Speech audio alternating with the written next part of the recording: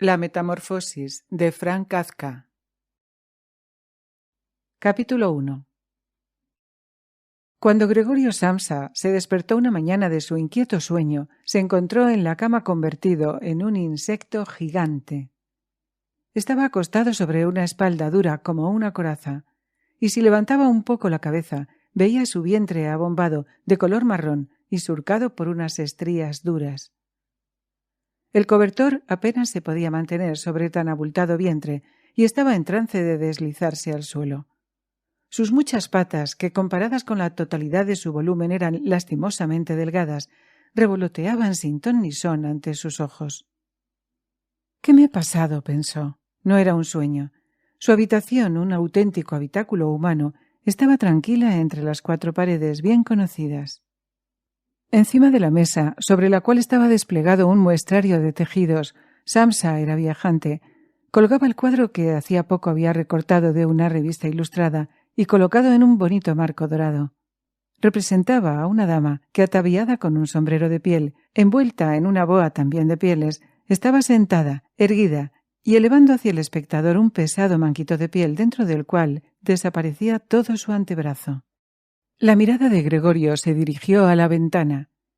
El tiempo tristón, se oía cómo la lluvia repiqueteaba contra la chapa del alféizar, le llenó de melancolía. ¿Qué tal si siguiera durmiendo un poco y olvidara todas esas bobadas?, pensó. Pero era totalmente irrealizable, porque tenía la costumbre de dormir sobre el lado derecho y en su estado actual no logró colocarse en esta postura. Aunque se lanzara sobre su costado derecho con fuerza, siempre volvía con un balanceo a la posición dorsal. Trató de hacerlo unas 100 veces, cerrando los ojos para no ver las patas, que daban pena, y desistió cuando empezó a sentir en el costado un dolorcillo sordo que nunca había experimentado. «Dios mío», pensó, «qué profesión más fatigosa me he buscado. Un día tras otro viajando. El trabajo en el exterior es mucho más enervante que el trabajo en el interior del negocio. Encima, tengo que soportar las molestias del viaje, la preocupación por el horario de los trenes, las comidas malas e irregulares, el trato con gente siempre cambiante, nunca duradero, sin llegar nunca a ser cordial. Que se lo lleve todo el diablo». Sintió una leve comezón en el vientre. Arrastrándose dificultosamente sobre la espalda, se acercó a la cabecera de la cama para poder levantar la cabeza mejor. Encontró el sitio de la comezón y vio que estaba sembrado de manchitas blancas que no sabía cómo interpretar. Quiso palpar el lugar con una de sus patas, pero la retiró enseguida porque el contacto daba escalofríos. Se dejó ir y volvió a su posición inicial. «Esto de levantarse temprano le vuelve a un idiota», pensó. «El hombre tiene que tener sus horas de sueño. Otros viajantes viven como mujeres en un harén. Cuando yo regreso a media mañana al hostal para pasar en limpio los pedidos que he obtenido, esos señores todavía están desayunando. Que yo tratara de hacer esto y mi jefe me haría volar en el acto. Pero quién sabe si esto, en fin de cuentas, no sería mucho mejor para mí. Si yo no me contuviera por consideración a mis padres hace tiempo que me habría ido del empleo, me habría plantado delante del jefe y le había cantado las 40 con toda mi alma. De su pupitre se habría caído. Qué manera extraña es esa de sentarse en lo alto de un pupitre para hablarle al empleado desde arriba. Además, el empleado tiene que acercarse lo más posible a causa de la sordera del jefe. Bueno, la esperanza no está del todo perdida. Cuando haya reunido el dinero para terminar de pagar la deuda de mis padres, me puede llevar todavía unos 5 o 6 años. Lo haré sin falta. Daré el tijeretazo. De momento, lo cierto es que me tengo que levantar, pues mi tren sale a las 5. Echó un vistazo al despertador que hacía su tic-tac encima del armario. «Santo cielo», pensó. Eran las 6:30 y las manecillas avanzaban impertérritas. Incluso ya era pasada la media. Casi eran las 7 menos cuarto. ¿No sonaría el despertador? Pero desde la cama se veía que estaba puesto para las 4. Con toda seguridad había soñado. Sí, pero ¿cómo era posible quedarse dormido con ese estrépito que sacudía hasta los muebles? Bueno, en verdad, no había dormido tranquilo, pero quizá muy profundamente. ¿Qué hacer ahora? El próximo tren salía a las 7. Para alcanzarlo tendría que darse una prisa loca, y la colección de muestras estaba sin meter en la maleta. Él mismo no se sentía muy despabilado y ágil, e incluso alcanzando el tren de las 7, la bronca del jefe sería inevitable, pues el mozo de la tienda le estaba esperando a las 5 en el andén y ya habría informado de que él no había partido. El mozo era una criatura del jefe, sin espinazo y sin cabeza. ¿Qué pasaría si se diera por enfermo? Pero esto resultaría extremadamente delicado y sospechoso, pues en 5 años de servicio Gregorio no había estado enfermo ni una sola vez. Probablemente vendría el jefe con el médico del seguro, reprocharía a sus inocentes padres tener un hijo tan holgazán y cortaría en seco toda objeción, remitiéndose al médico, para quien solo había personas perfectamente sanas, pero haraganas. Y en su caso quizá no estaría del todo equivocado. En realidad, haciendo caso omiso de una cierta somnolencia injustificable, Gregorio se sentía bastante bien e incluso tenía un hambre saludable. Pensaba todo esto a la mayor velocidad posible y sin poderse decidir a levantarse. En este momento dieron las 7 menos cuarto, cuando sonaron unos golpecitos cautelosos en la puerta que estaba detrás de la cabecera de su cama. «Gregorio», era la madre, «son las 7 menos cuarto. ¿No te querías ir?» ¡Qué voz tan suave! En cambio, al contestar la suya le asustó. Era sin duda su voz de siempre, pero parecía que desde abajo se le mezclaba un pitido irreprimible y doloroso que deformaba extrañamente las palabras. Gregorio hubiera querido explicarse, pero en estas circunstancias se limitó a contestar: «Sí, madre, ya me levanto».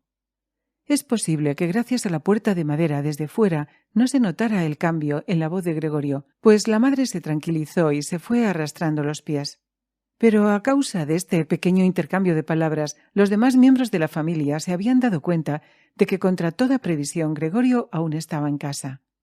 Y ya golpeaba el padre en la puerta lateral, débilmente pero con el puño. «Gregorio, Gregorio», llamó. «¿Qué pasa?» Y después de un ratito llamó de nuevo, pero con voz más sonora. «Gregorio, Gregorio». En la otra puerta lateral dijo la hermana en tono plañidero: «Gregorio, ¿no estás bien? ¿Necesitas algo?» Gregorio contestó en las 2 direcciones: «Ya estoy listo», tratando de pronunciar con claridad y haciendo largas pausas entre palabra y palabra para disimular lo insólito de su voz. El padre volvió a su desayuno, pero la hermana susurró: «Gregorio, ábrete, lo suplico». Pero Gregorio ni pensó en abrir, congratulándose por su precaución adquirida en los viajes de cerrar todas las puertas con llave. Más que nada deseaba levantarse tranquilo, arreglarse sin ser molestado, desayunar. Después pensaría lo que convenía hacer, porque era evidente que en la cama no llegaría a ninguna conclusión razonable. Se acordó de que a veces había sentido algún dolorcillo en la cama, quizá motivado por alguna postura incómoda, y que al levantarse había resultado ser pura imaginación. Tenía curiosidad por ver cómo sus imaginaciones de hoy se desvanecían poco a poco. No le cabía la menor duda de que la alteración de su voz era el síntoma de un fuerte resfriado, enfermedad típica del viajante. Deshacerse del cobertor era muy sencillo, solo necesitaba hincharse un poco y ya se caía solo. Pero lo demás se le hizo difícil, sobre todo porque estaba tan descomunalmente gordo. Habría necesitado brazos y manos para incorporarse, pero en su lugar solo tenía esas patitas múltiples que sin cesar estaban en un confuso movimiento que no podía controlar. Si quería doblar una, lo primero era estirarse. Pero si finalmente lograba hacer con esa pata lo que se había propuesto, a todas las demás les entraba la más frenética y dolorosa agitación. Todo menos entretenerse inútilmente en la cama, se dijo Gregorio. Intentó sacar del lecho primero la parte inferior de su cuerpo, pero esta parte que aún ni había visto y de la que no lograba hacerse una imagen clara, resultó muy difícil de mover. Y cuando por fin, casi enloquecido pero con toda su fuerza y sin consideración, se dio un impulso hacia adelante, resultó que se había equivocado de dirección y se golpeó violentamente contra la madera de los pies de la cama. El dolor acuciante que sintió le aleccionó. Precisamente la parte inferior de su cuerpo era la más sensible. Por eso trató ahora de sacar primero la parte superior de su cuerpo y con mucho cuidado giró la cabeza hacia el borde de la cama. Esto resultó fácil y la masa del cuerpo ancho y pesado terminó por seguir el movimiento de la cabeza. Pero cuando por fin tuvo la cabeza colgando fuera de la cama, le entró miedo de seguir adelante, porque si se dejaba caer finalmente, tendría que ocurrir un verdadero milagro para que no se golpeara la cabeza. Y justo ahora no debía por nada del mundo perder el sentido, era preferible quedarse en la cama. Pero cuando, tras un esfuerzo igual y con un suspiro, se encontró otra vez en la misma posición de antes, viendo cómo sus patitas luchaban aún más frenéticamente entre sí y sin lograr dominar este desorden, se dijo una vez más que era imposible permanecer por más tiempo en la cama y que valía más arriesgarlo todo antes de quedarse así. Al mismo tiempo no dejó de razonar que era mucho mejor pensar las cosas con calma, con la mayor calma, y no tomar decisiones desesperadas. Volvió a dirigir los ojos a la ventana, pero la niebla mañanera que no dejaba ver el otro lado de la calle no podía inspirar ánimos a nadie. «Ya son las 7», se dijo cuando el reloj dio la hora. «Las 7, y todavía hay tanta niebla». Y durante un ratito se estuvo quieto, respirando débilmente, como si tuviera la esperanza de que una quietud total le devolvería a la normalidad. Pero luego se dijo: «Antes de que den las 7:15, debo haber abandonado la cama. Entonces ya habrá venido alguien del almacén para preguntar por mí, pues el almacén se abre antes de las 7». Y ahora comenzó a avanzar hacia el borde de la cama, balanceando todo el cuerpo uniformemente. Si de esta manera se dejaba caer de la cama, la cabeza, que trataría de mantener en alto, quedaría probablemente intacta. La espalda parecía dura y no le pasaría nada al caer sobre la alfombra. Lo que más le preocupaba era el estrépito que causaría la caída, estrépito que produciría susto o temores detrás de las puertas. Pero había que intentarlo, costase lo que costase. Cuando Gregorio estaba con la mitad de su cuerpo fuera de la cama, el nuevo sistema era más un juego que un esfuerzo, pues solo tenía que balancearse a impulsos. Se le ocurrió la idea de que todo sería muy sencillo si alguien viniera en su ayuda. 2 personas fuertes, pensó en el padre y en la criada, habrían sido suficientes. Solo tendrían que pasar sus brazos por debajo de su espalda, levantarle en vilo, agacharse con la carga y ya cerca del suelo volcarle. Entonces las patas probablemente entrarían en razón. Pero aún sin contar con que las puertas estaban bajo llave, ¿era cierto que debía pedir socorro? A pesar de toda su miseria, no pudo reprimir una sonrisita. Ya estaba a punto de perder el equilibrio, solo faltaba un último balanceo y había que decidirse, porque en 5 minutos ya serían las 7:15, cuando sonó el timbre de la casa. «Este es alguien del almacén», se dijo, quedando casi de una pieza mientras sus patitas se agitaban todavía más. «No abren», se dijo, presa de una esperanza irracional. Pero luego, naturalmente, la criada fue con paso firme a la puerta y abrió. Gregorio solo necesitaba oír la primera palabra del visitante para saber quién era. Era el procurador en persona. ¿Por qué Gregorio estaba condenado a servir en una empresa donde al menor descuido se sospechaba lo peor? ¿Es que todos los empleados sin excepción eran unos bribones? No podía haber entre ellos ni siquiera uno que fuera fiel y servicial, siquiera uno que, casi enloquecido por el remordimiento de no haber aprovechado las primeras horas de la mañana en pro de la empresa, se sentía incapaz de abandonar la cama.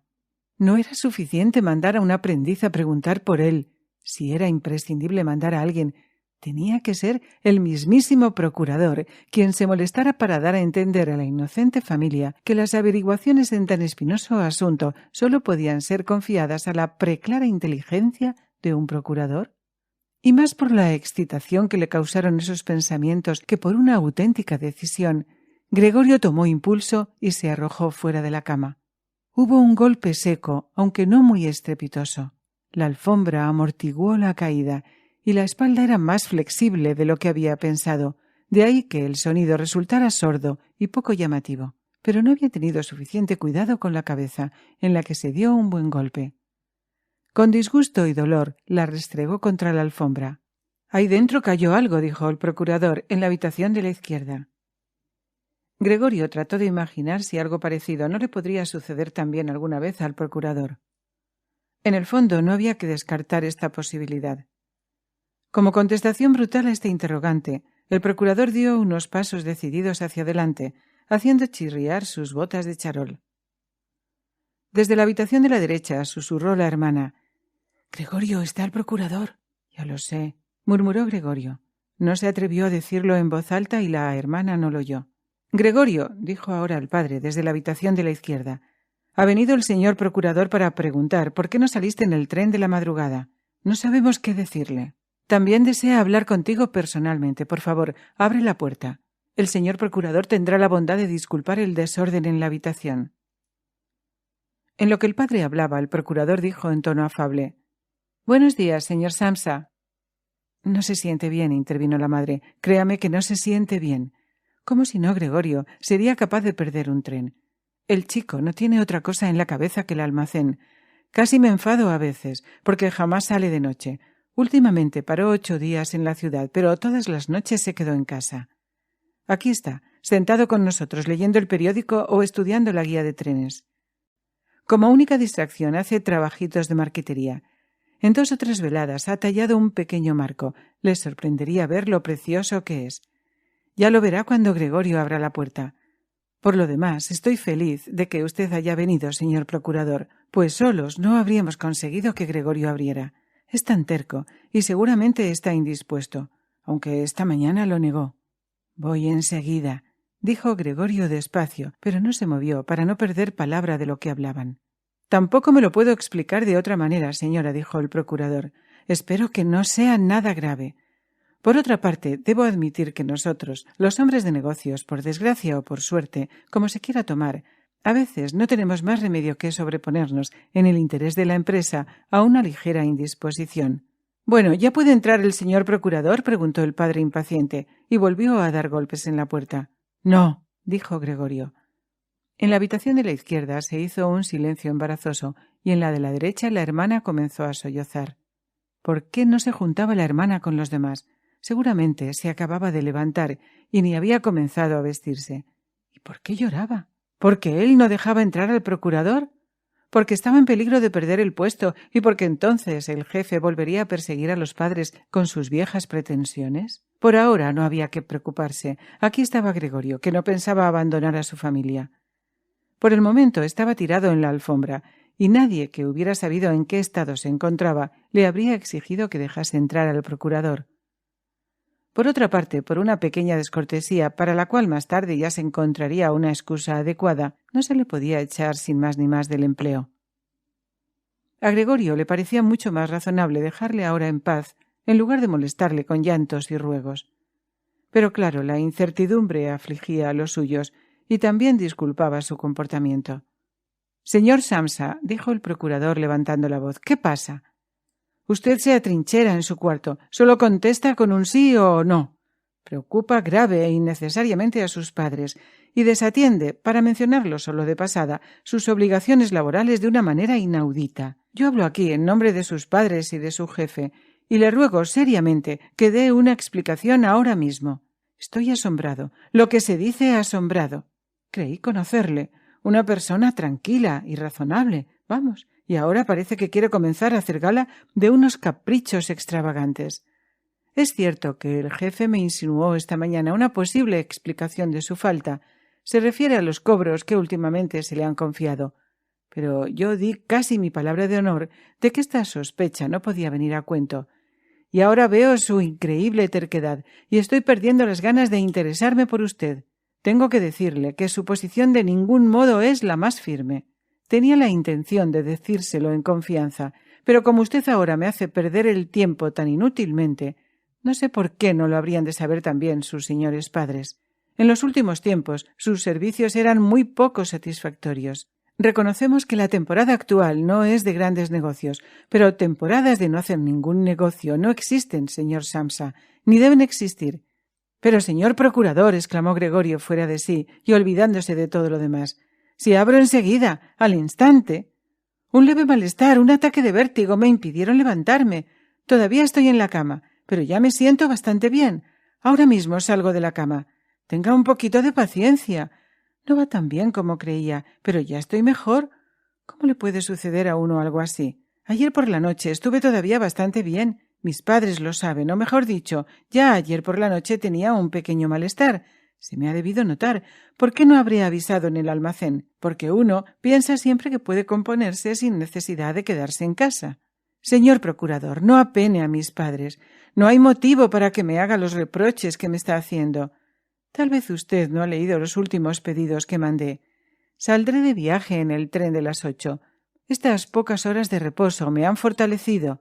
No se entretenga más, señor procurador. Yo mismo iré enseguida al almacén. Por favor, diga esto allí y presente mis respetos al señor jefe. Y mientras que Gregorio profería todo esto precipitadamente, sin apenas saber lo que decía, se acercó fácilmente al armario, gracias al entrenamiento adquirido en la cama, y ahora trataba de incorporarse apoyándose en él. Quería, en efecto, abrir la puerta, dejarse ver y hablar con el procurador.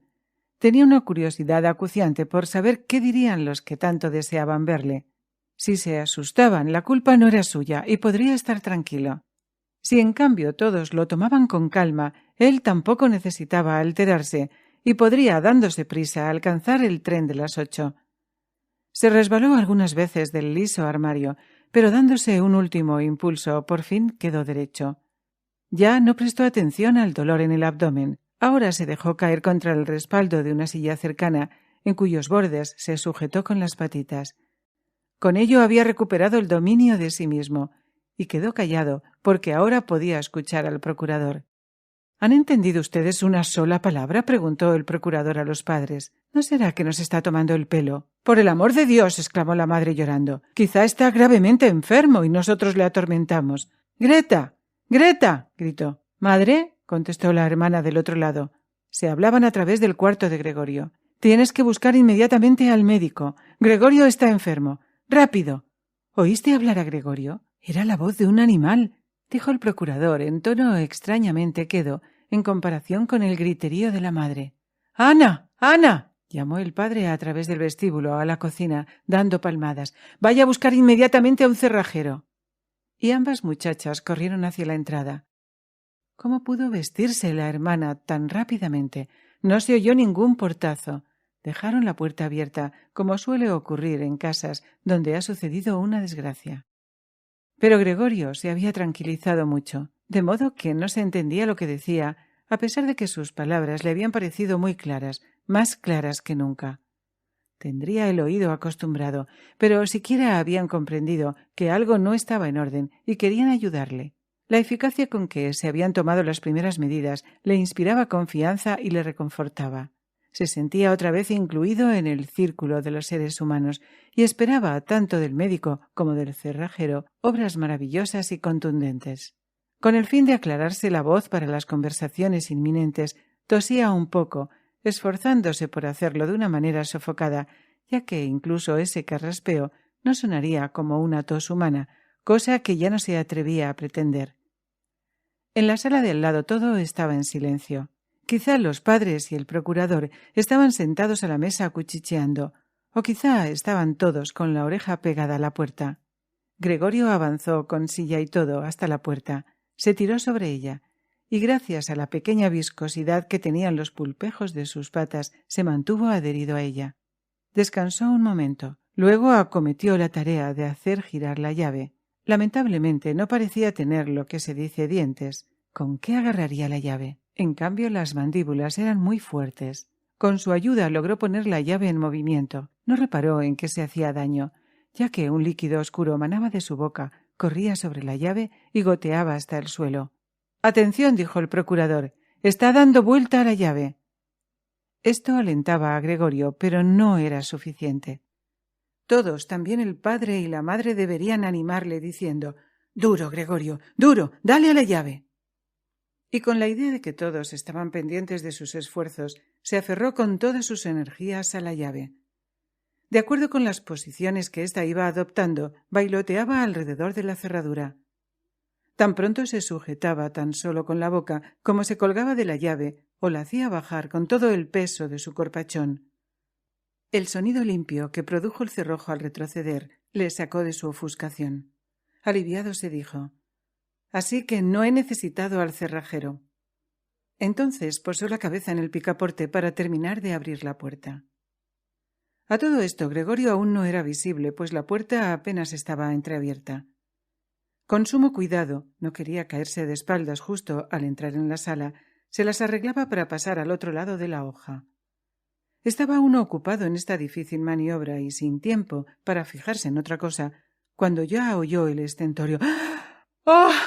Del procurador. Sonó como si aullara el viento, y ahora también le veía. Estando cerca de la puerta, se llevaba la mano a la boca, desmesuradamente abierta, y retrocedía como si una fuerza invisible le empujara. La madre, aquí estaba con el pelo aún sin recoger a pesar de la presencia del procurador, pelo que cabalmente estaba erizado. Primero miró al padre con las manos unidas, implorantes, luego dio 2 pasos en dirección a Gregorio, para enseguida derrumbarse en un remolino de faldas.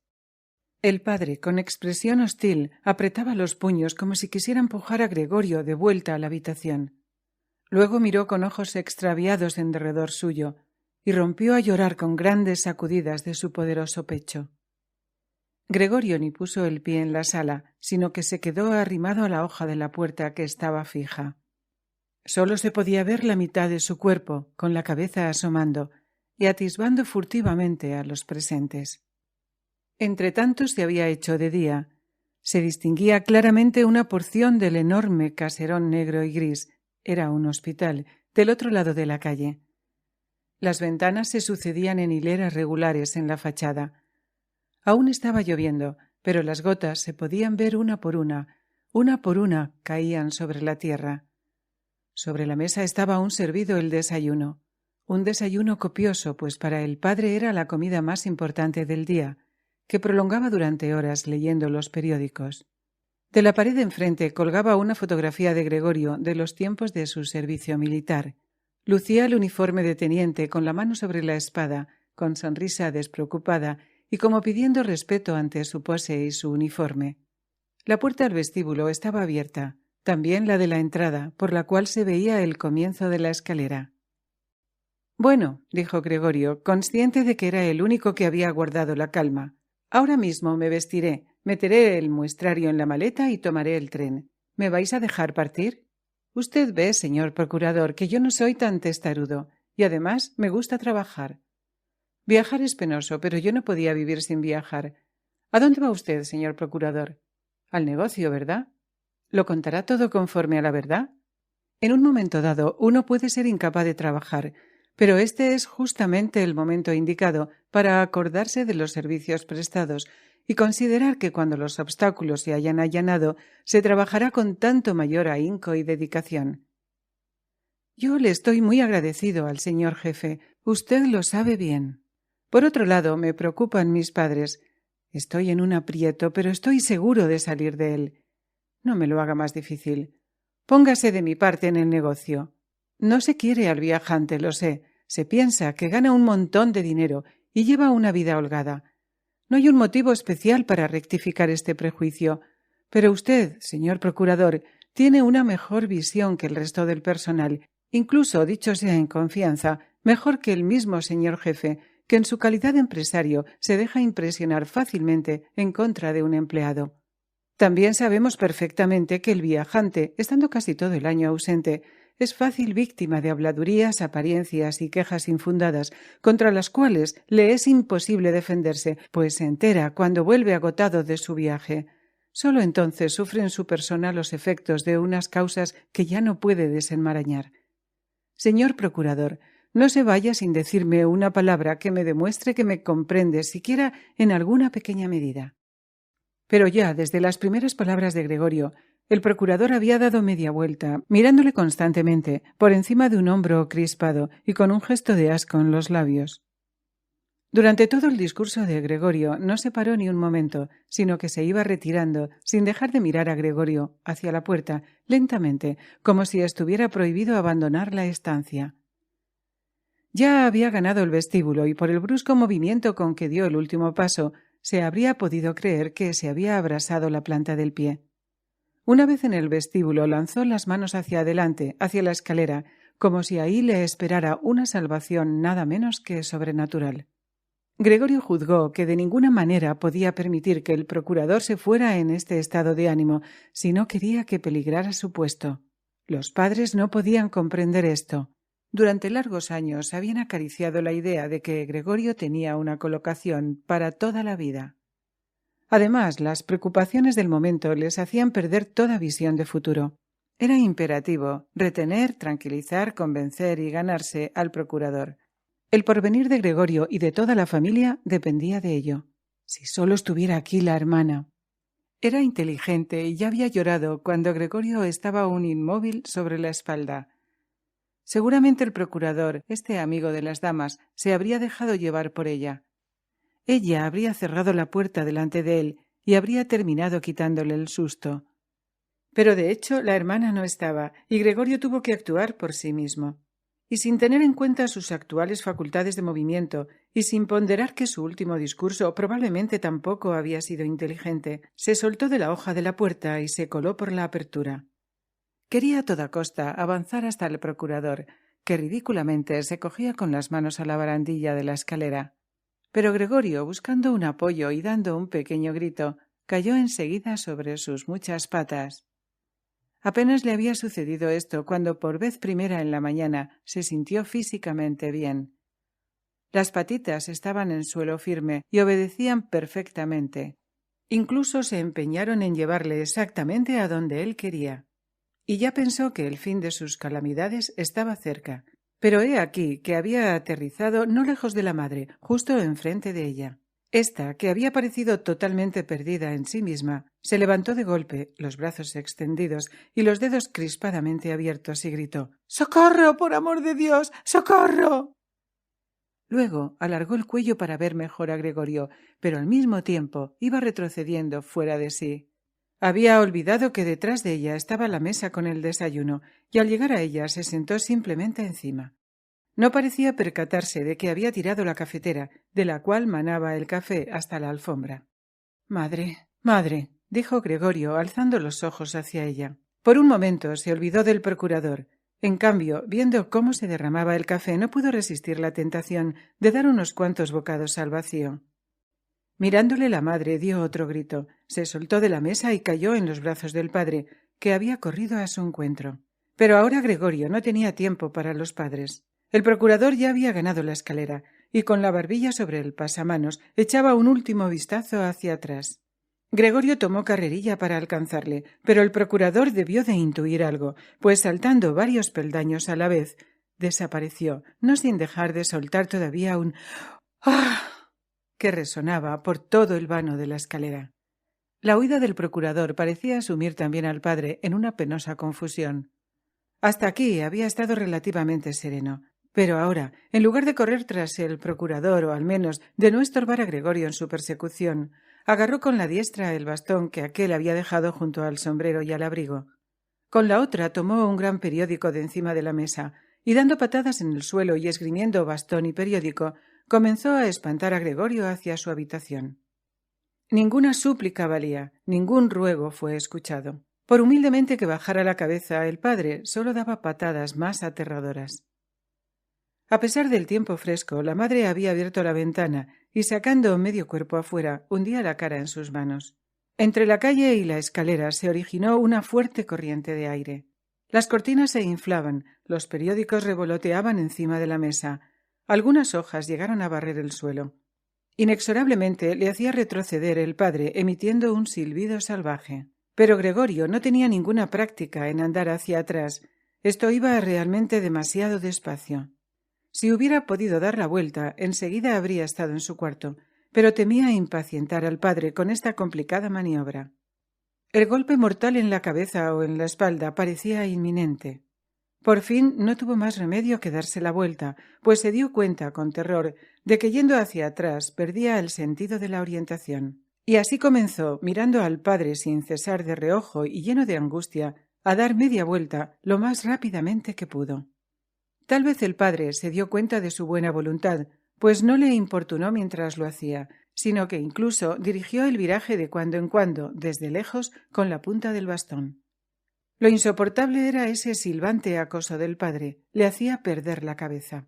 Ya casi había completado la vuelta cuando, siempre atento al silbido del padre, se equivocó y viró otro poco hacia atrás. Pero cuando por fin había llegado con la cabeza a la puerta entreabierta, Resultó que su cuerpo era demasiado ancho como para pasar sin más ni más. Al padre no se le ocurrió abrir la otra hoja de la puerta para que Gregorio pudiera pasar. Estaba obsesionado con la idea de que Gregorio tenía que meterse en su habitación lo antes posible.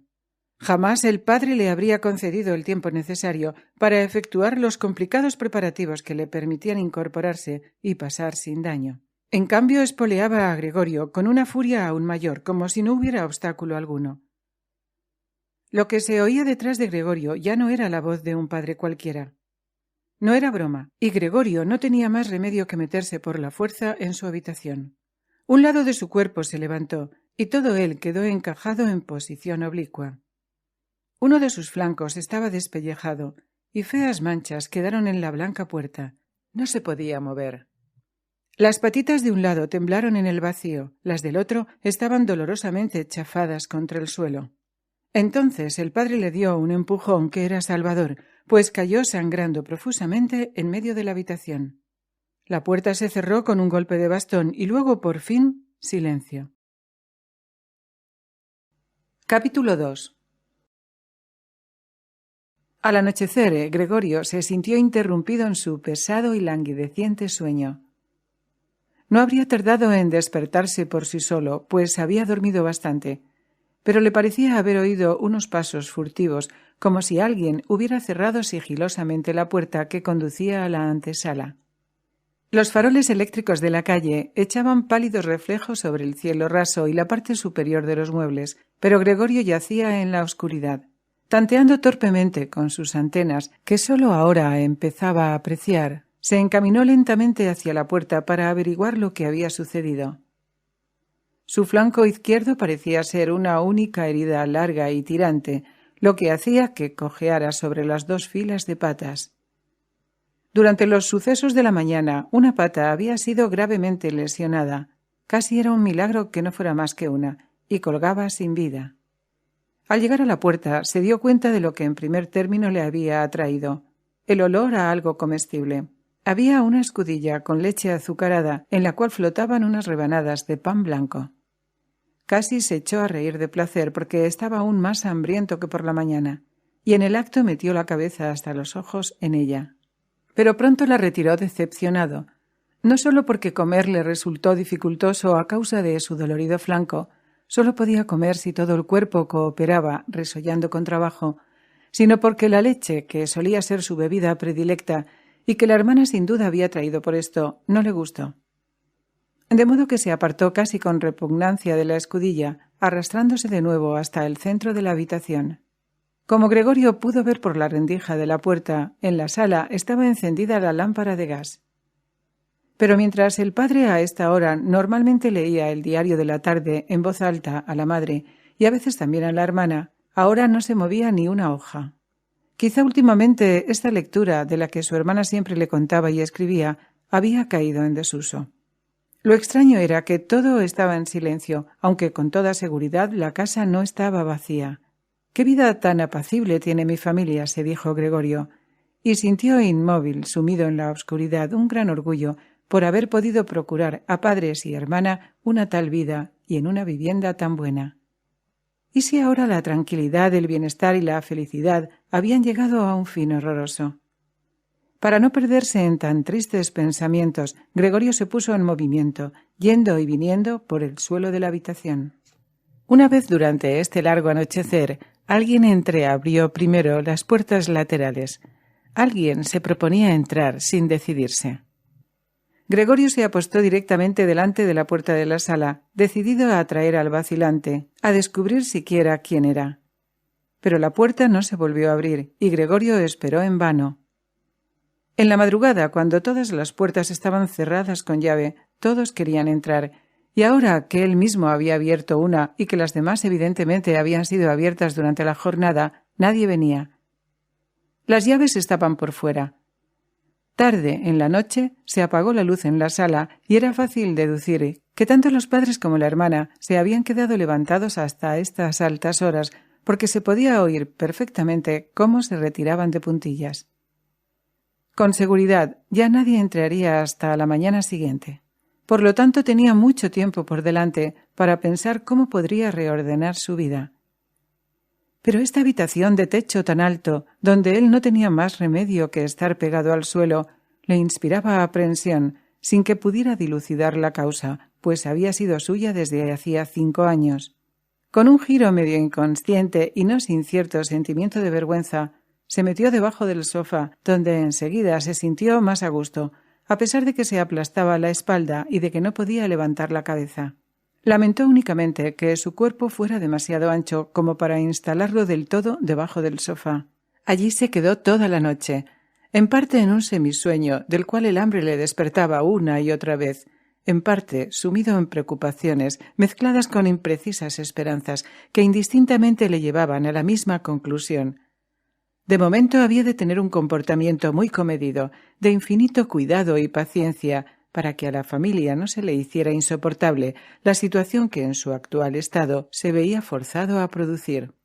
Temprano por la mañana, casi era de noche aún, Gregorio tuvo la oportunidad de comprobar la consistencia de sus decisiones recién tomadas, pues desde la antesala la hermana, ya casi vestida, abrió la puerta y miró adentro con vivísima atención. No lo encontró enseguida, pero cuando le descubrió debajo del sofá, por Dios, si no podía haber volado, en alguna parte tenía que estar. Se asustó tanto que sin poderse dominar volvió a cerrar la puerta. Pero como si se arrepintiera de su conducta, la volvió a abrir al instante y entró de puntillas, como si fuera a ver a un enfermo gravísimo o a un extraño. Gregorio había estirado la cabeza hasta el borde del sofá y observaba. ¿Se daría cuenta la hermana de que no había tocado la leche? Y no por falta de hambre, viva el cielo. ¿Traería otra clase de alimento? Si no lo hacía por sí misma, él preferiría morir de hambre antes de pedírselo. En realidad tenía unas ganas tremendas de salir de debajo del sofá, echarse a los pies de la hermana y pedirle algo bueno de comer. Pero la hermana reparó enseguida en que la escudilla estaba llena. Solo unas gotas se habían desparramado en derredor.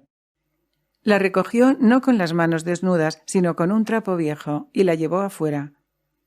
Gregorio tenía mucha curiosidad por ver qué traería en sustitución, y tuvo las más diversas ocurrencias al respecto, pero jamás habría podido imaginar lo que la hermana hizo con su gran bondad. Para probar sus gustos le trajo una colección de alimentos y los extendió sobre un periódico viejo. Había una verdura medio podrida, huesos de la cena anterior rodeados de una salsa blanca y solidificada, pasas y almendras, un trozo de queso que hacía 2 días Gregorio había declarado incomestible, una rebanada de pan seco, una rebanada de pan untada con mantequilla, más otra rebanada con mantequilla y sal. Aparte ponía la escudilla con agua. Parecía que esta escudilla se la habían adjudicado para siempre, y por delicadeza, sabiendo que delante de ella Gregorio no comería, la hermana se fue a toda prisa y hasta dio la vuelta a la llave para que Gregorio notara que podía comer a sus anchas. Las patas de Gregorio corrieron cuando a comer había tocado. Parecía que sus heridas se habían curado, pues ya no sentía ninguna molestia, lo que le sorprendió, porque hacía algo más de un mes se había cortado el dedo con un cuchillo y todavía anteayer le había dolido. ¿Será que tengo ahora menos sensibilidad?, pensó mientras chupaba ávidamente el queso, que entre los manjares le había traído más. Con los ojos bañados en lágrimas de felicidad, comía el queso, la verdura y la salsa sucesivamente. Los manjares frescos, en cambio, no le gustaron nada y no podía soportar ni su olor. Por esto apartaba un poco las cosas que pensaba ingerir. Hacía tiempo que había terminado la comilona, pero por pereza se había quedado en el mismo lugar. Ahora la hermana comenzó a girar la llave lentamente en señal de que Gregorio se debía retirar. Se precipitó debajo del sofá, pero le costó lo indecible permanecer allí mientras la hermana estaba en la habitación, porque debido a la abundante comida se le había redondeado el vientre y Gregorio casi se ahogaba en su estrecho escondrijo. Sufriendo pequeños accesos de asfixia y con los ojos salidos de sus órbitas, observaba cómo la hermana, sin barruntar esos apuros, barría no solo los residuos, sino incluso lo que Gregorio ni había tocado, como si tampoco esto fuera ya aprovechable. Lo metió todo junto en un cubo y lo tapó con una tapa de madera. Cuando la hermana se encaminó hacia la puerta, Gregorio salió de su prisión, estirándose y resoplando. Así recibía Gregorio diariamente su sustento, una vez por la mañana, cuando padres y criada aún dormían, y otra después del almuerzo cuando los padres dormían la siesta y la chica había salido a algún recado. Ellos seguramente no querían que Gregorio muriese de hambre, pero no tomaban cartas en el asunto. Y la hermana no les hablaría de ello para no ocasionarles una pena más, pues ya sufrían bastante. Ignoraba con qué excusas se había despachado aquella primera mañana al médico y al cerrajero, porque, como no se le entendía, nadie, ni siquiera la hermana, pensó que él sí entendía a los demás.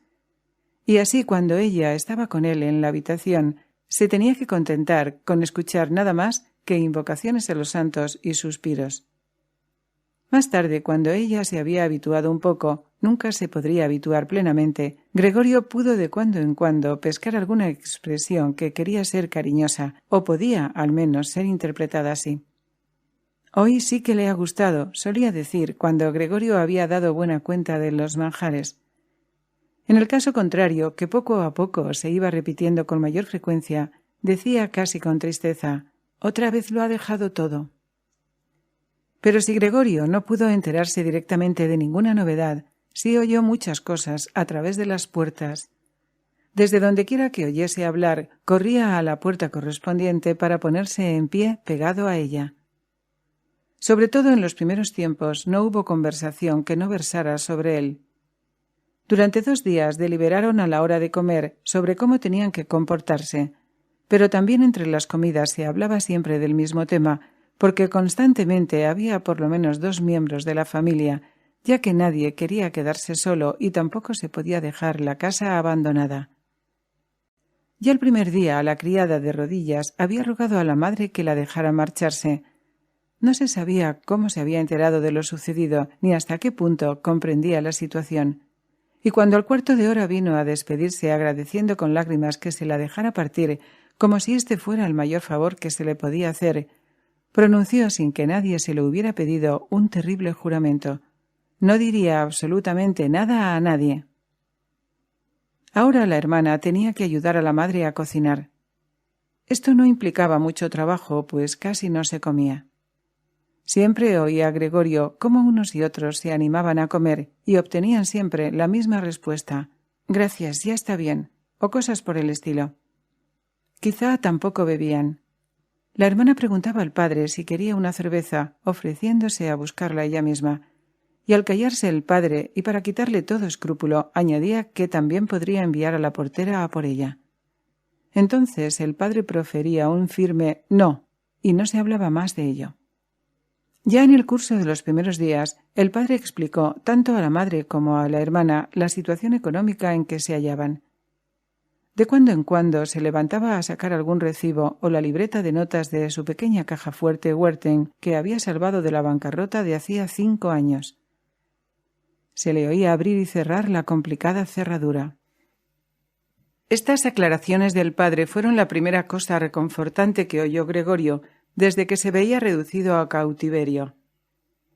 Había creído que no había quedado nada de aquel negocio, al menos el padre nunca le había dicho otra cosa. Verdad es que tampoco Gregorio le había preguntado acerca de ello. La única preocupación de Gregorio había sido entonces hacer lo que estuviera a su alcance para que la familia pudiera olvidar cuanto antes esa desgracia que les había sumido en la desesperanza.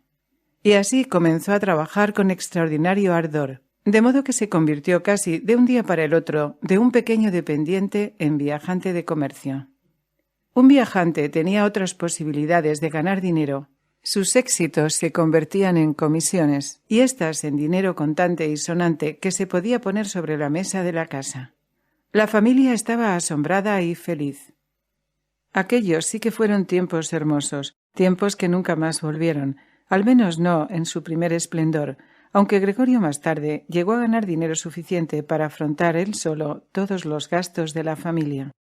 Esta, lo mismo que Gregorio, se había acostumbrado a ello. El dinero se aceptaba con gratitud y Gregorio lo daba con gusto, pero un auténtico calor ya no reinaba entre ellos. Solo la hermana permaneció unida a Gregorio. Tenía el plan secreto de enviarla el año próximo al conservatorio, pues a diferencia de él, la hermana amaba la música y tocaba el violín de una manera encantadora. Si era verdad que esto ocasionaría importantes desembolsos, ya se cubrirían de algún modo.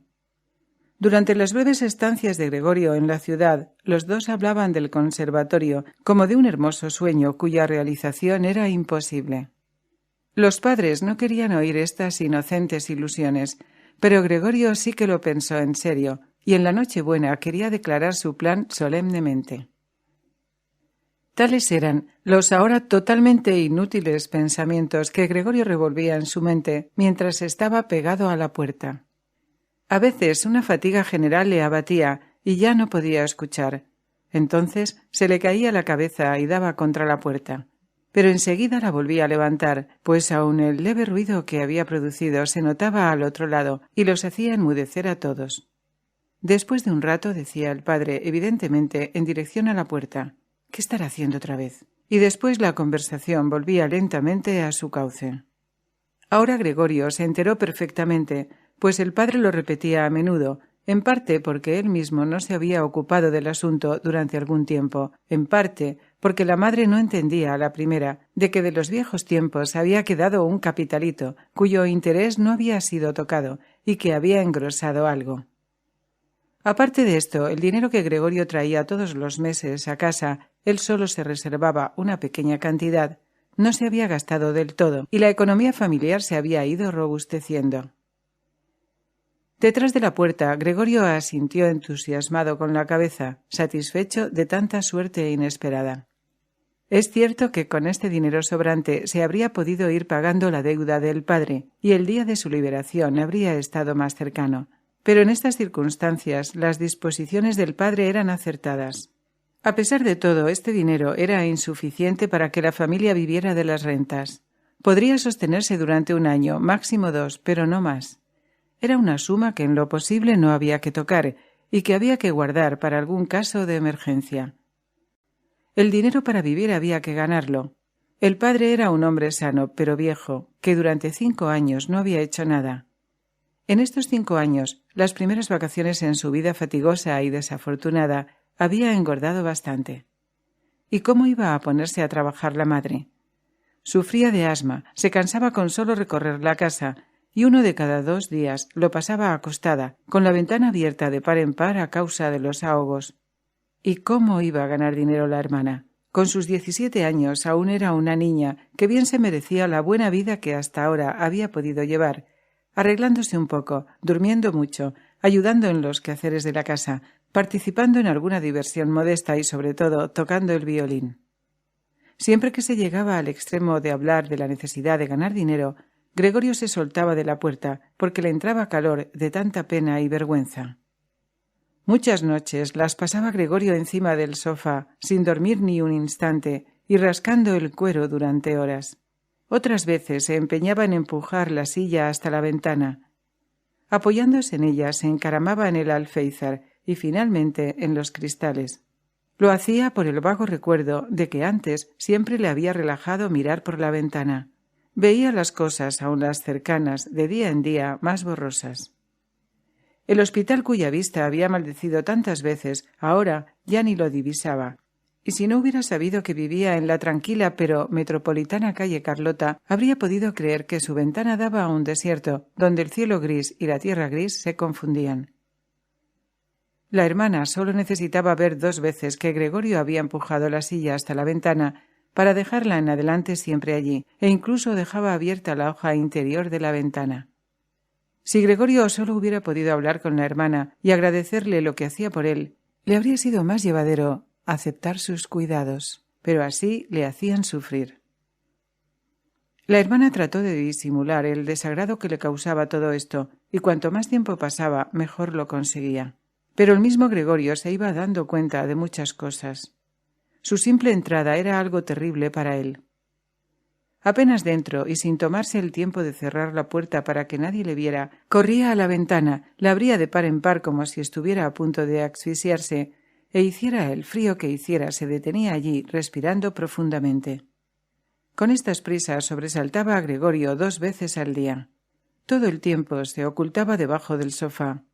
Bien sabía que si de algún modo le hubiera sido posible a la hermana permanecer con la ventana cerrada, lo habría hecho. Una vez, habría pasado un mes desde la metamorfosis de Gregorio, cuando ya no había motivo para que la hermana se alterase por su aspecto, Esta vino un poco antes que de costumbre y le encontró con su espantosa figura arrimado a la ventana.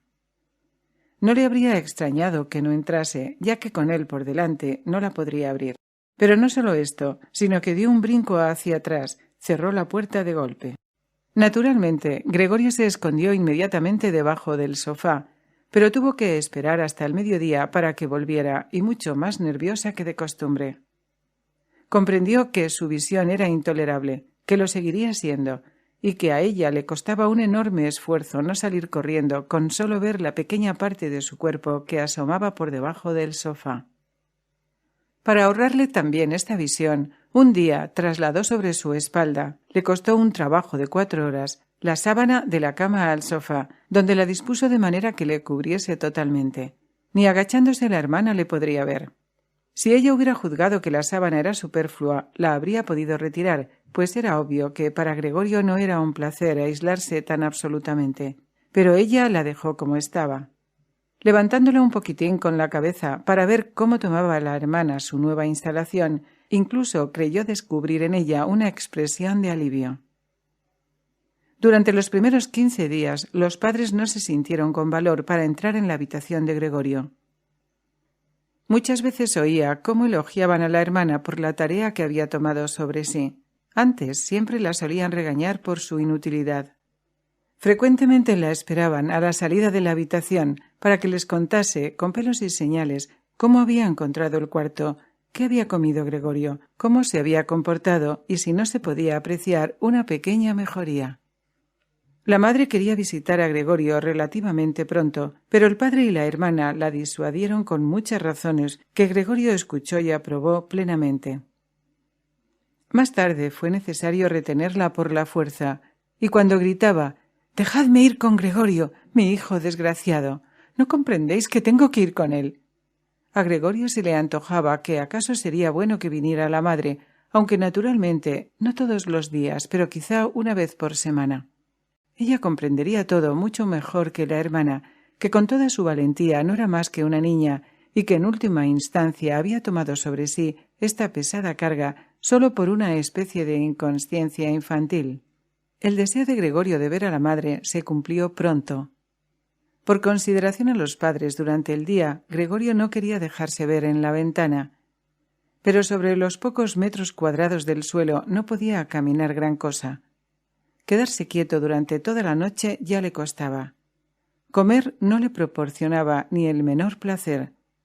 Así tomó la costumbre de distraerse, recorriendo las paredes y el techo. En especial le gustaba estar colgado del techo. Era otra cosa que estar tirado en el suelo. Se respiraba mejor y una leve vibración recorría el cuerpo.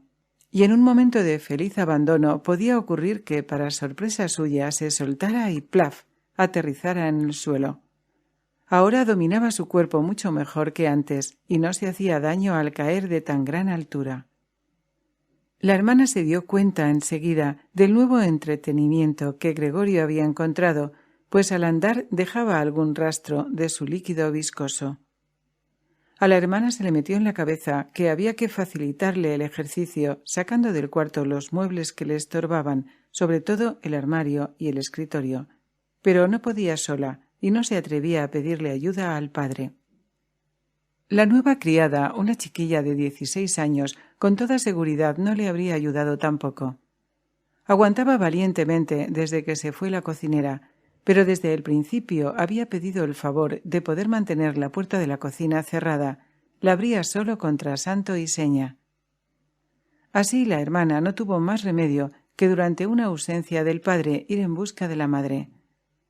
Esta se acercó enseguida dando voces de alegría, pero al llegar a la puerta se quedó callada.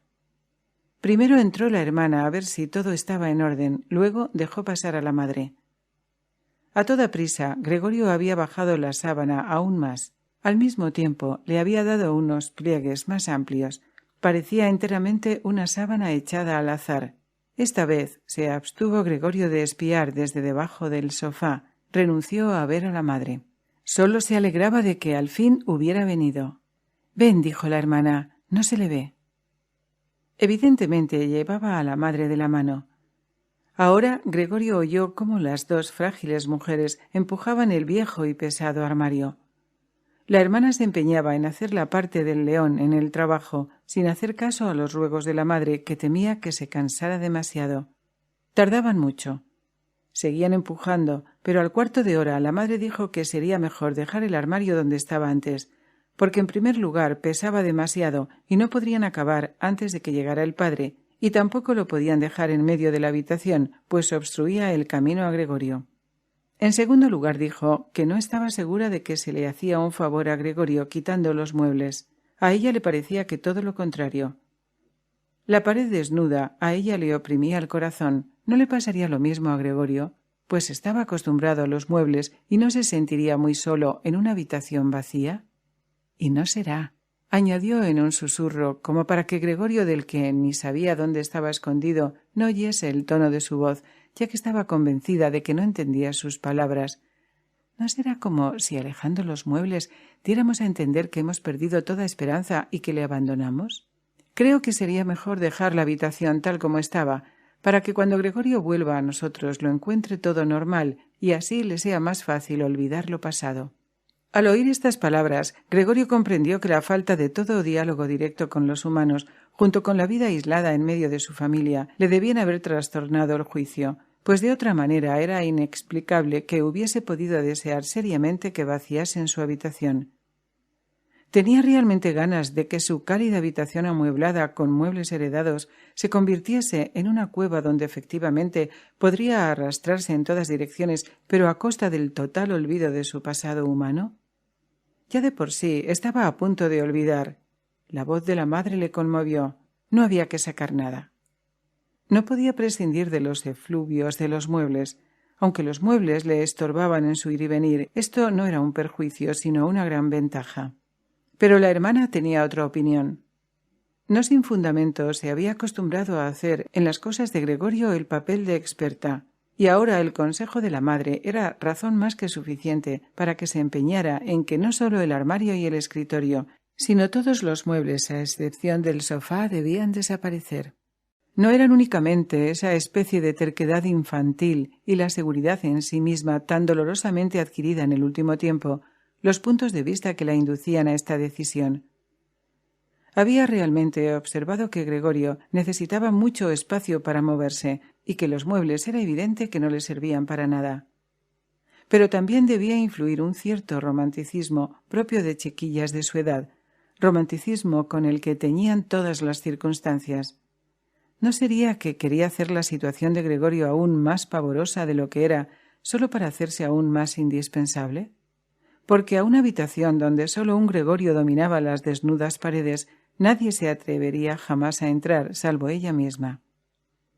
Y así la hermana no se dejó disuadir por la madre, la cual además se sentía muy insegura en este lugar y se calló pronto, ayudando a la hermana con todas sus fuerzas a sacar el armario.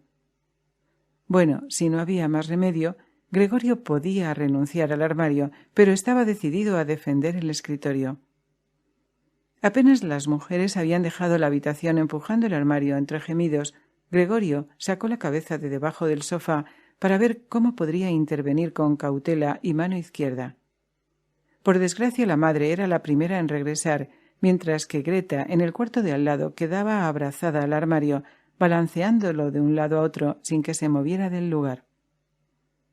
Pero la madre no estaba acostumbrada a ver a Gregorio, su vista la podría enfermar, así que Gregorio se precipitó otra vez debajo del sofá, aunque no pudo evitar que la sábana se moviera un poco.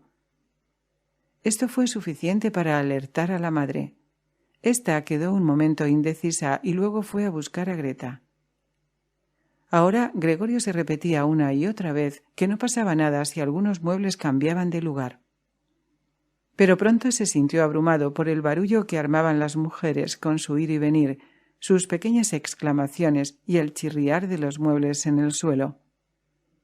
Por mucho que encogiera las patas y la cabeza y apretara la barriga contra el suelo, no podría aguantar mucho tiempo. Le vaciaban la habitación, le quitaban lo más querido. El armario, donde tenía guardado el serrucho y otras herramientas, ya se lo habían llevado.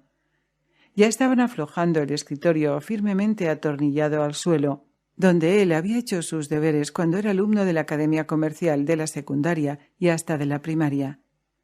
Ya no era capaz de sopesar las buenas intenciones de las dos mujeres, de las que además casi se había olvidado, pues el agotamiento las había hecho enmudecer. Ya solo se oían las pisadas. Y así, cuando la madre y la hermana se apoyaban en el cuarto de al lado un rato sobre el escritorio para tomar aliento, salió de su escondite y echó a andar. Cambió 4 veces de dirección, pues no sabía qué salvar primero. Entonces le llamó la atención el cuadro de la dama ataviada con pieles que colgaba solitario de la pared. Trepó a él y apretujó su calenturiento vientre contra el frío cristal. Esto le hacía bien. Al menos este cuadro, que Gregorio tapaba por entero, no se lo podrían llevar. Volvió la cabeza para ver regresar a las mujeres. No se habían permitido un gran descanso, pues ya estaban de vuelta. Greta rodeaba a la madre con un brazo y casi la llevaba en vilo. «¿Qué sacaremos ahora?», preguntó Greta, y echó una ojeada en torno. Entonces se cruzó su mirada con la de Gregorio. Únicamente por la presencia de la madre conservó la compostura. Inclinó la cabeza sobre la cara de la madre para impedir que pudiese mirar en todas direcciones, y dijo, temblando e irreflexivamente: «Ven, ¿no será mejor que vayamos un rato a la sala?». Para Gregorio la intención de la hermana estaba clara. Quería poner a la madre a salvo y luego volver para espantarle de la pared, que lo probara. Él estaba pegado a su cuadro y no lo soltaría. Antes saltaría a la cara de la hermana. Pero las palabras de la hermana habían alertado a la madre. Se apartó y vio la enorme mancha marrón sobre el papel floreado, y antes de que cayera realmente en la cuenta de que esto era Gregorio, exclamó con voz ronca: «¡Oh, Dios! ¡Oh, Dios!», y cayó con los brazos abiertos sobre el sofá. «¡Tú, Gregorio!», gritó la hermana con el puño levantado y mirada fulminante.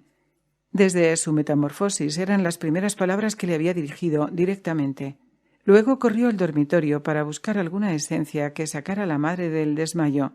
Gregorio también quería ayudar, tiempo habría para salvar el cuadro, pero estaba firmemente adherido al cristal y tuvo que arrancarse con fuerza. Corrió a la otra habitación como si pudiera dar un consejo a la hermana, como en los viejos tiempos, pero se quedó parado detrás de ella sin hacer nada. Ella estaba revolviendo los frasquitos en busca del que convenía cuando se asustó con su presencia. Dejó caer uno que se rompió y un fragmento hirió a Gregorio en la cara. Era una medicina corrosiva que se expandía alrededor de él. Entonces la hermana agarró tantos frasquitos como pudo y corrió a donde estaba la madre. Cerró la puerta de un puntapié. Ahora Gregorio tenía cerrado el camino a la madre, quien, vaya uno a saber, quizás estaba muriendo por su culpa.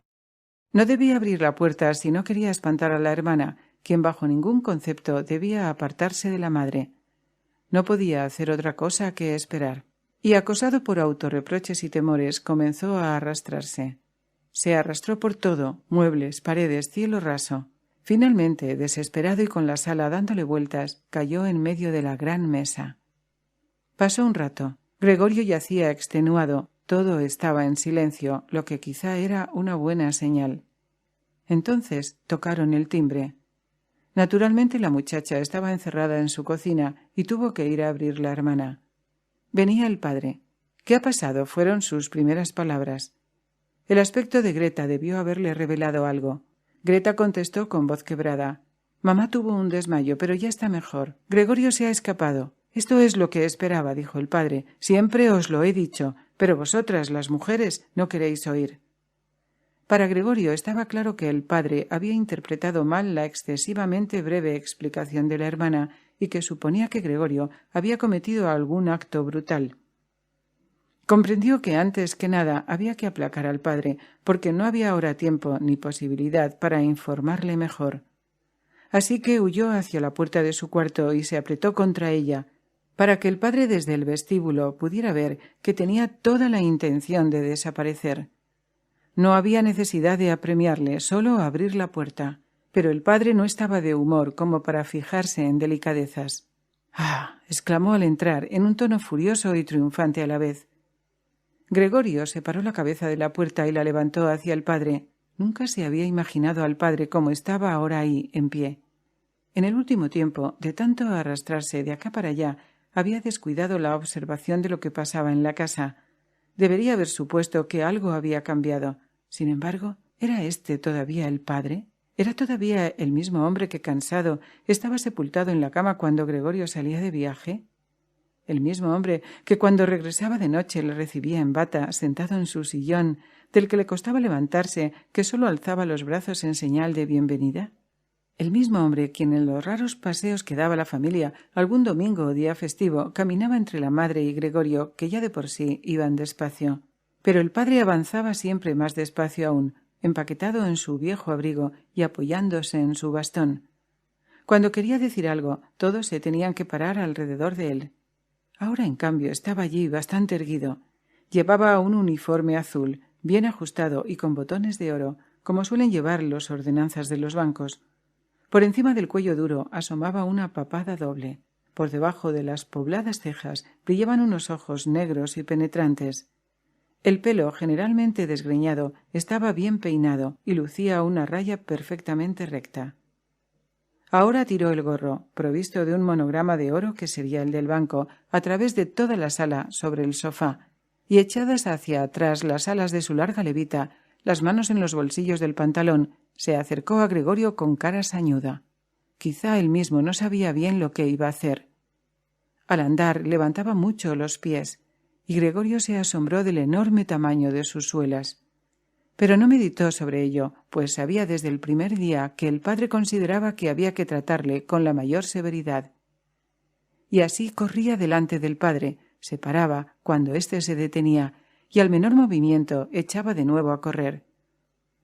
De este modo dieron varias vueltas alrededor de la sala, sin que se produjera nada irreparable, incluso sin que, debido a su ritmo lento, esto aparentara ser una persecución.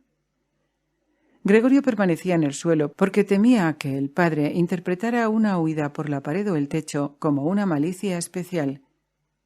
Por cierto que Gregorio sabía que no aguantaría por mucho tiempo esta carrera. Mientras que el padre daba un paso, él tenía que ejecutar un sinnúmero de movimientos. Ya le faltaba el aliento, nunca había poseído unos pulmones muy fuertes. En los breves intervalos de la carrera trataba de recuperar sus fuerzas cerrando los ojos, pues todo parecía tambalearse a su alrededor. En su embotamiento ni pensó en otra salvación que en la de correr. Ya ni se acordó de las paredes, taponadas por cierto por muebles profusamente tallados y con muchas puntas y picos, cuando algo, tirado con poco ímpetu, voló cerca de él y rodó por el suelo. Era una manzana, seguida rápidamente por otra. Gregorio se detuvo asustado. Seguir corriendo era inútil, pues por lo visto el padre había decidido bombardearle.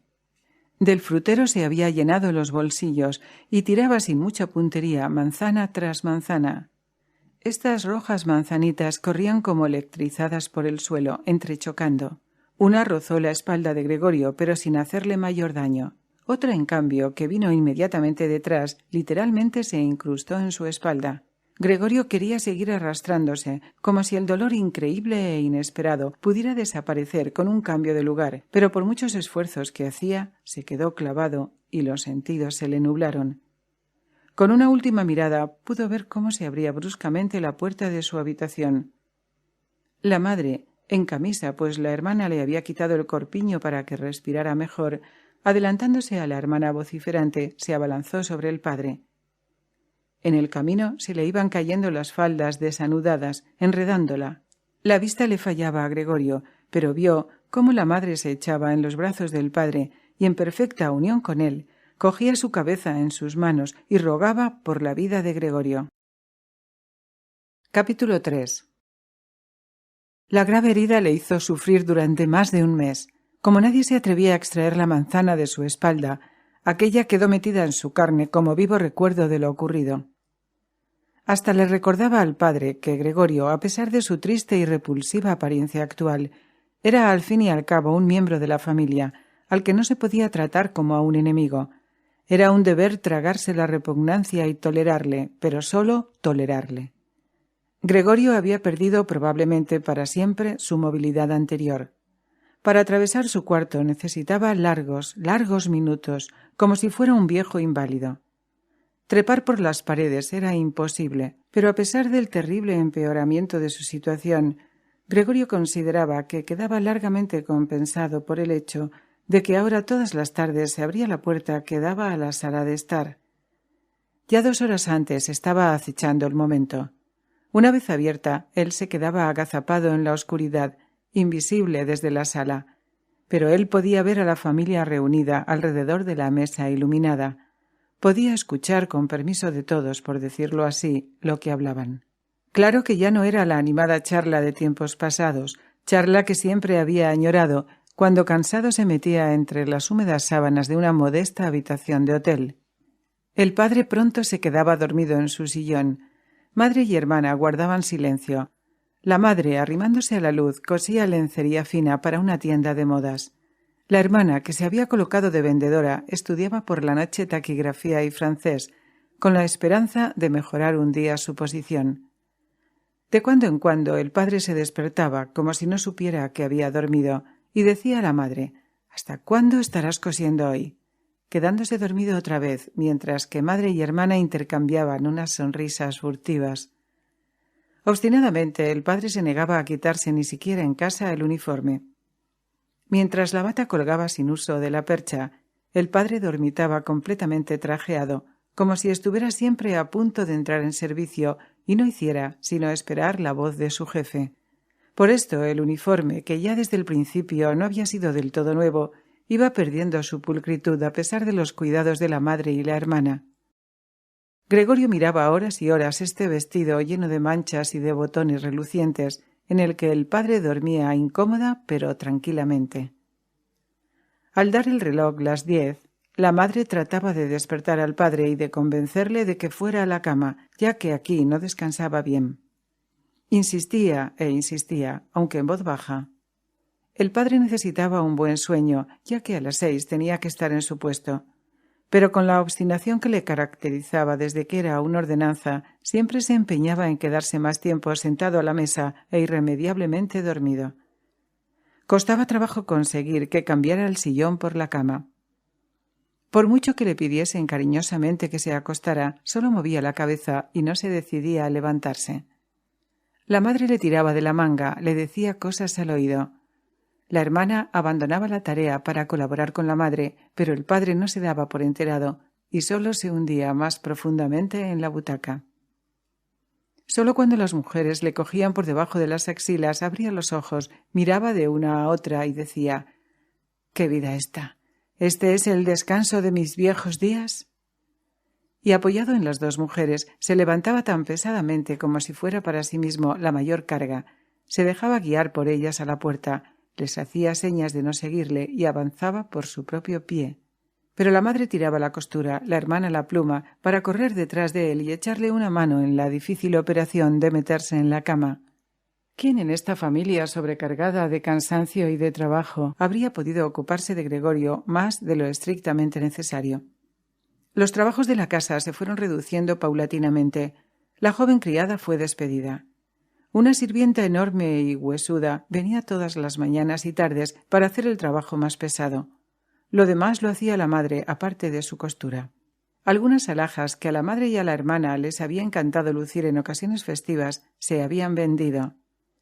Gregorio se había enterado cuando de noche especulaban sobre el dinero obtenido.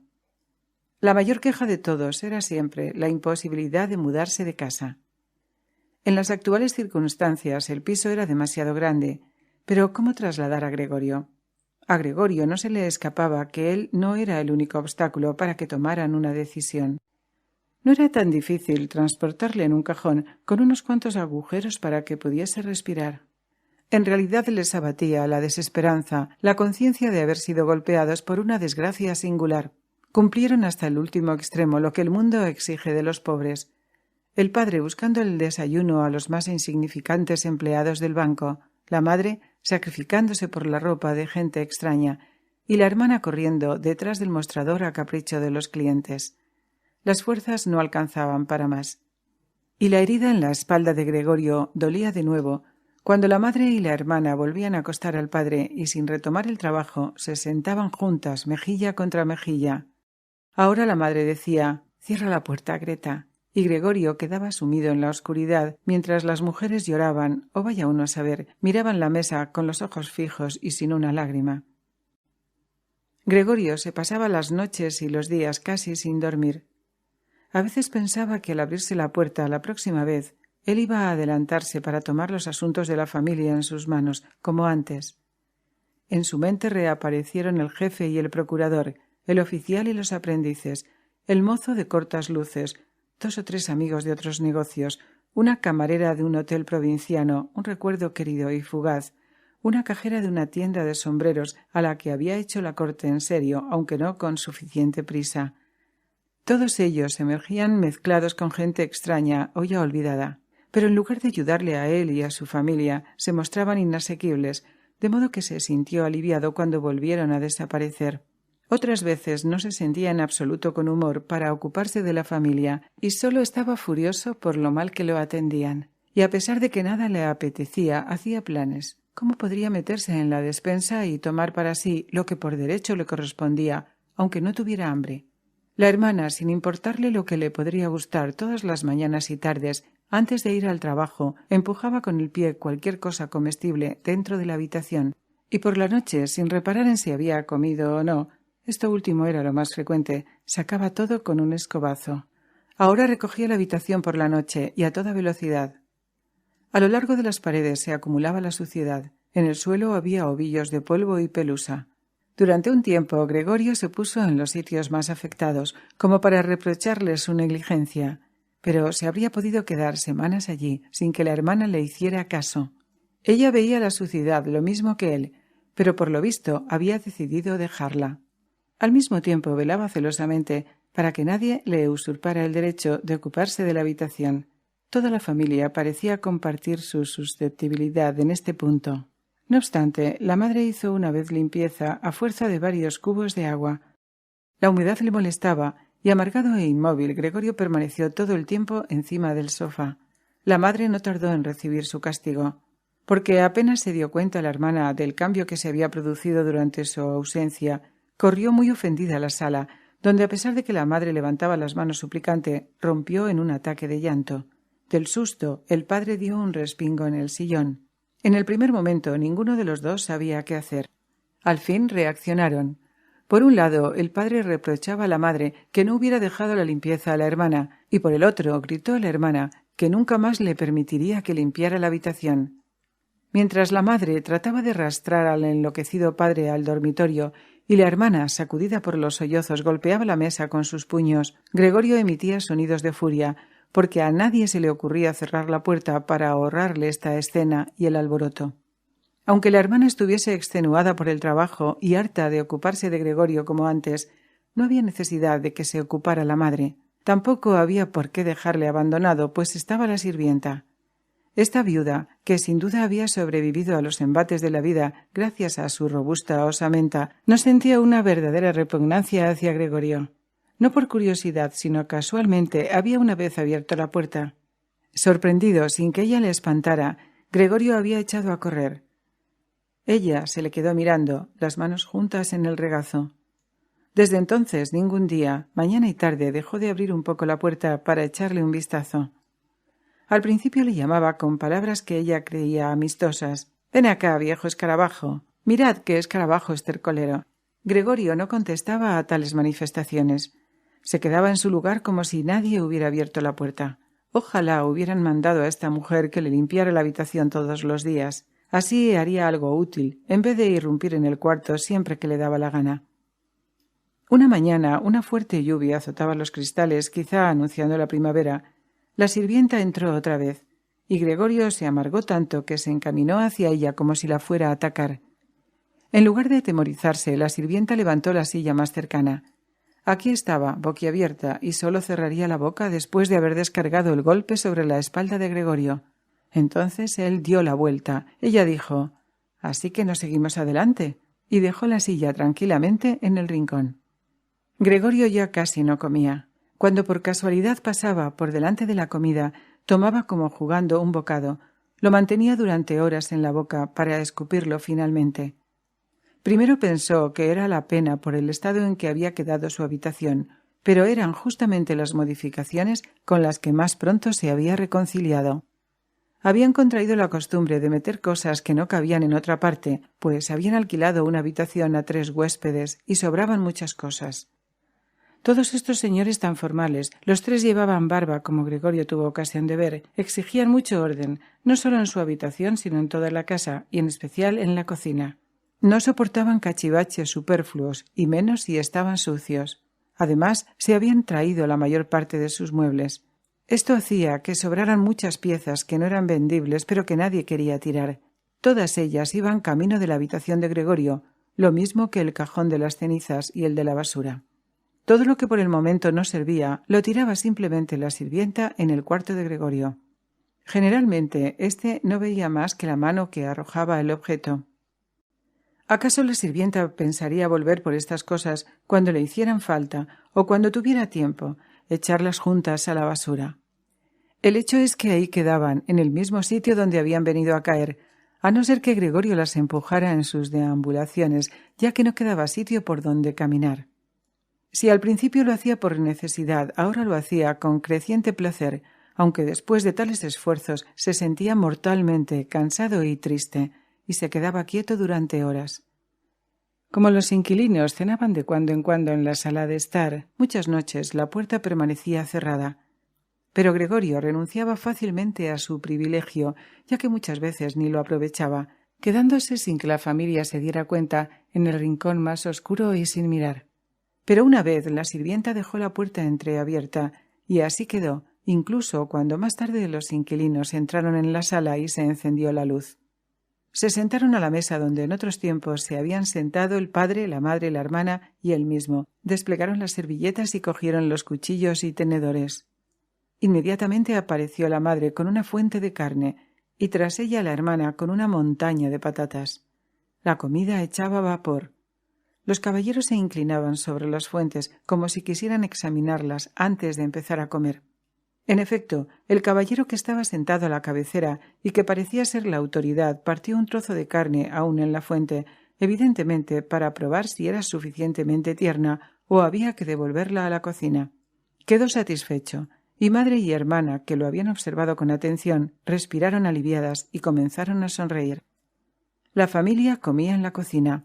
Pero antes el padre siempre entraba en la sala haciendo una reverencia y gorra en mano daba una vuelta alrededor de la mesa. Los 3 caballeros se levantaban al unísono y murmuraban algo. Le extrañaba a Gregorio que entre los ruidos del comedor siempre destacasen los dientes en su acción de masticar. Parecía que le querían demostrar que para comer se necesitaban dientes y que las mandíbulas sin dientes no servían para nada. «Tengo hambre», se dijo Gregorio preocupado, «pero no me apetecen esas cosas. Me moriría si me alimentase como esos señores». Justo la noche en que la puerta quedó entreabierta, se dejó oír el violín desde la cocina. Gregorio no había vuelto a oír el violín durante todo ese tiempo. Los caballeros habían terminado de cenar. El del medio había sacado el periódico y entregado una hoja a los otros 2. Ahora leían reclinados en sus butacas y fumaban. Cuando comenzó a sonar el violín, se levantaron y de puntillas fueron al vestíbulo, donde quedaron de pie. Se les debió haber oído desde la cocina, pues el padre dijo en voz alta: «¿Les molesta a los señores la música? Si es así, puede cesar inmediatamente». «Al contrario», contestó el señor de en medio, «¿no le gustaría a la señorita venir a la sala? La sala es más confortable». «Con mucho gusto», respondió el padre, como si fuera él quien tocaba. Los señores volvieron a la sala y esperaron. Pronto apareció el padre con el atril, la madre con las partituras y la hermana con el violín. La hermana lo preparó todo con mucha calma. Los padres, que nunca habían tenido inquilinos y por esto exageraban la cortesía hacia ellos, no se atrevieron a tomar asiento en sus propios sillones. El padre quedó apoyado en la puerta con la mano derecha metida entre botón y botón de la chaqueta abrochada, pero uno de los señores ofreció a la madre una butaca y ella se sentó en donde le habían indicado, en un rincón apartado. La hermana comenzó a tocar. Padre y madre, cada uno desde su sitio, seguían atentamente los movimientos de sus manos. Atraído por los sones, Gregorio se había adelantado un poco y ya sacaba la cabeza fuera de la habitación. Apenas le sorprendió que últimamente guardara tan poca consideración para con los demás. Antes había estado orgulloso de ser tan circunspecto. A todo esto, ahora más que nunca habría tenido motivos para esconderse, porque a causa del polvo que había en su habitación que se levantaba al menor movimiento, él mismo estaba muy sucio. Arrastraba sobre su espalda y en los costados hilachas, pelos y restos de comida. Su apatía era demasiado grande como para echarse de espaldas como antes y restregarla contra la alfombra, y a pesar de encontrarse en semejante estado, no tuvo reparo en avanzar sobre el suelo inmaculado de la sala. Nadie se fijaba en él. La atención del padre y de la madre estaba acaparada por el violín. En cambio, los señores, que al principio se habían apostado con las manos en los bolsillos detrás del atril, desde donde podían leer cada nota, lo que tenía que molestar a la hermana, pronto se retiraron cabizbajos a la ventana, donde hablaban a media voz. El padre los observaba preocupado. Era evidente que su expectativa de oír algo bonito había sido defraudada, que estaban hartos del violín y que solo por educación no dejaban la sala en busca de su tranquilidad. La manera de echar el humo por boca y nariz hacia arriba delataba un gran nerviosismo, y no obstante la hermana tocaba bien, la cara inclinada hacia un lado, sus ojos seguían atentos y tristes la partitura. Gregorio avanzó otro poco, con la cabeza pegada al suelo. Deseaba cruzar una mirada con ella. Sería él una fiera si la música le emocionaba tanto. Era como si husmeara el aliento largamente anhelado. Estaba decidido a llegar hasta la hermana, tirarle de la falda para indicarle que fuese con el violín a su cuarto, pues nadie aquí celebraba su arte como él lo haría. Nunca más la hermana debería salir de su habitación, al menos mientras él viviera. Por primera vez su horrible figura serviría para algo. Estaría en todas las puertas a la vez para expulsar a los intrusos. Estaba claro que la hermana no debía quedarse con él por la fuerza, sino por su propia voluntad. Debía sentarse a su lado en el sofá, inclinarse sobre él, y entonces le diría al oído que había tenido el propósito de enviarla al conservatorio y que de no sobrevenir la desgracia lo habría anunciado así en la última Navidad. Las Navidades ya habían pasado, ¿verdad? Sin importarle las objeciones de los padres. Después de esta declaración, la hermana se echaría a llorar y él, Gregorio, se encaramaría para besarle el cuello, que desde que iba a la tienda llevaba sin cintilla ni otro adorno. «¡Señor Samsa!», gritó el señor del medio, apuntando con el índice en dirección a Gregorio. El violín enmudeció. El señor del medio primero cambió una sonrisita con sus amigos y luego, moviendo la cabeza, volvió a mirar a Gregorio. El padre creyó que de momento era más urgente tranquilizar a los señores que espantar a Gregorio. No obstante, estos no parecían nerviosos. Incluso parecía que Gregorio les divertía más que la música. Pero el padre se abalanzó con los brazos abiertos sobre ellos para empujarles a su habitación e impedirles con su gran cuerpo que viesen a Gregorio. Ahora sí que se enfadaron un poco. No se sabe si por la conducta del padre o porque se habían dado cuenta del vecino que tenían. Pedían explicaciones al padre, levantaban los brazos al unísono, atusaban sus barbas y retrocedían con lentitud hacia su habitación. Tras la brusca interrupción, la hermana había permanecido con arco y violín en las manos caídas, la vista aún fija en la partitura. Pero pronto salió de su enajenación, depositó el violín en el regazo de la madre, que estaba luchando por respirar, y corrió a la habitación de los señores, que ya se apresuraban un poco más ante los apremios del padre. Se vio cómo la hermana, con mano diestra, removía almohadas y cobertores. En un momento estaba todo acomodado para que los señores se acostaran. Cuando estos llegaron ya se había escabullido. El padre, por lo visto, estaba sufriendo uno de sus ataques de obstinación, olvidando el respeto debido a los inquilinos. Los urgía y empujaba hasta que el señor de en medio dio una fuerte patada en el suelo y el padre se detuvo. «Declaro», dijo, levantando la mano y buscando con la mirada también a la madre y a la hermana, «que en vista de las repugnantes circunstancias reinantes en esta casa y en esta familia, ahora mismo», aquí escupió sin más en el suelo, «rescindo el contrato de alquiler. Naturalmente no pagaré ni un céntimo por los días que he vivido aquí, y aún pensaré si no les voy a demandar por daños y perjuicios». Se calló y se quedó como esperando algo, y en efecto ambos amigos se apresuraron a decir: «También nosotros lo rescindimos en este mismo momento». Luego cogió el picaporte y cerró de un portazo. El padre buscó a tientas el sillón y se dejó caer en él. Parecía que se estiraba como para el sueñecito de costumbre, pero las cabezadas que daba como si no pudiera sostener la cabeza delataban que no dormía en absoluto. Gregorio se mantenía en el mismo sitio donde los caballeros le habían descubierto. La pena por la frustración de su plan, pero quizá también la debilidad causada por el prolongado ayuno, no le dejaba moverse. Tenía la certeza de que en el próximo instante el mundo se le caería encima. Ni siquiera el violín le hizo reaccionar cuando éste se deslizó de entre los temblorosos dedos de la madre y cayó con un sonido retumbante al suelo. «Queridos padres», dijo la hermana dando un manotazo en la mesa, «las cosas no pueden seguir así. Si vosotros no lo queréis comprender, yo sí lo comprendo. Delante de este monstruo no quiero pronunciar el nombre de mi hermano, y por esto solo digo, nos lo tenemos que quitar de encima. Hemos hecho lo humanamente posible por cuidarlo y soportarlo. Creo que nadie nos puede hacer ni el más mínimo reproche».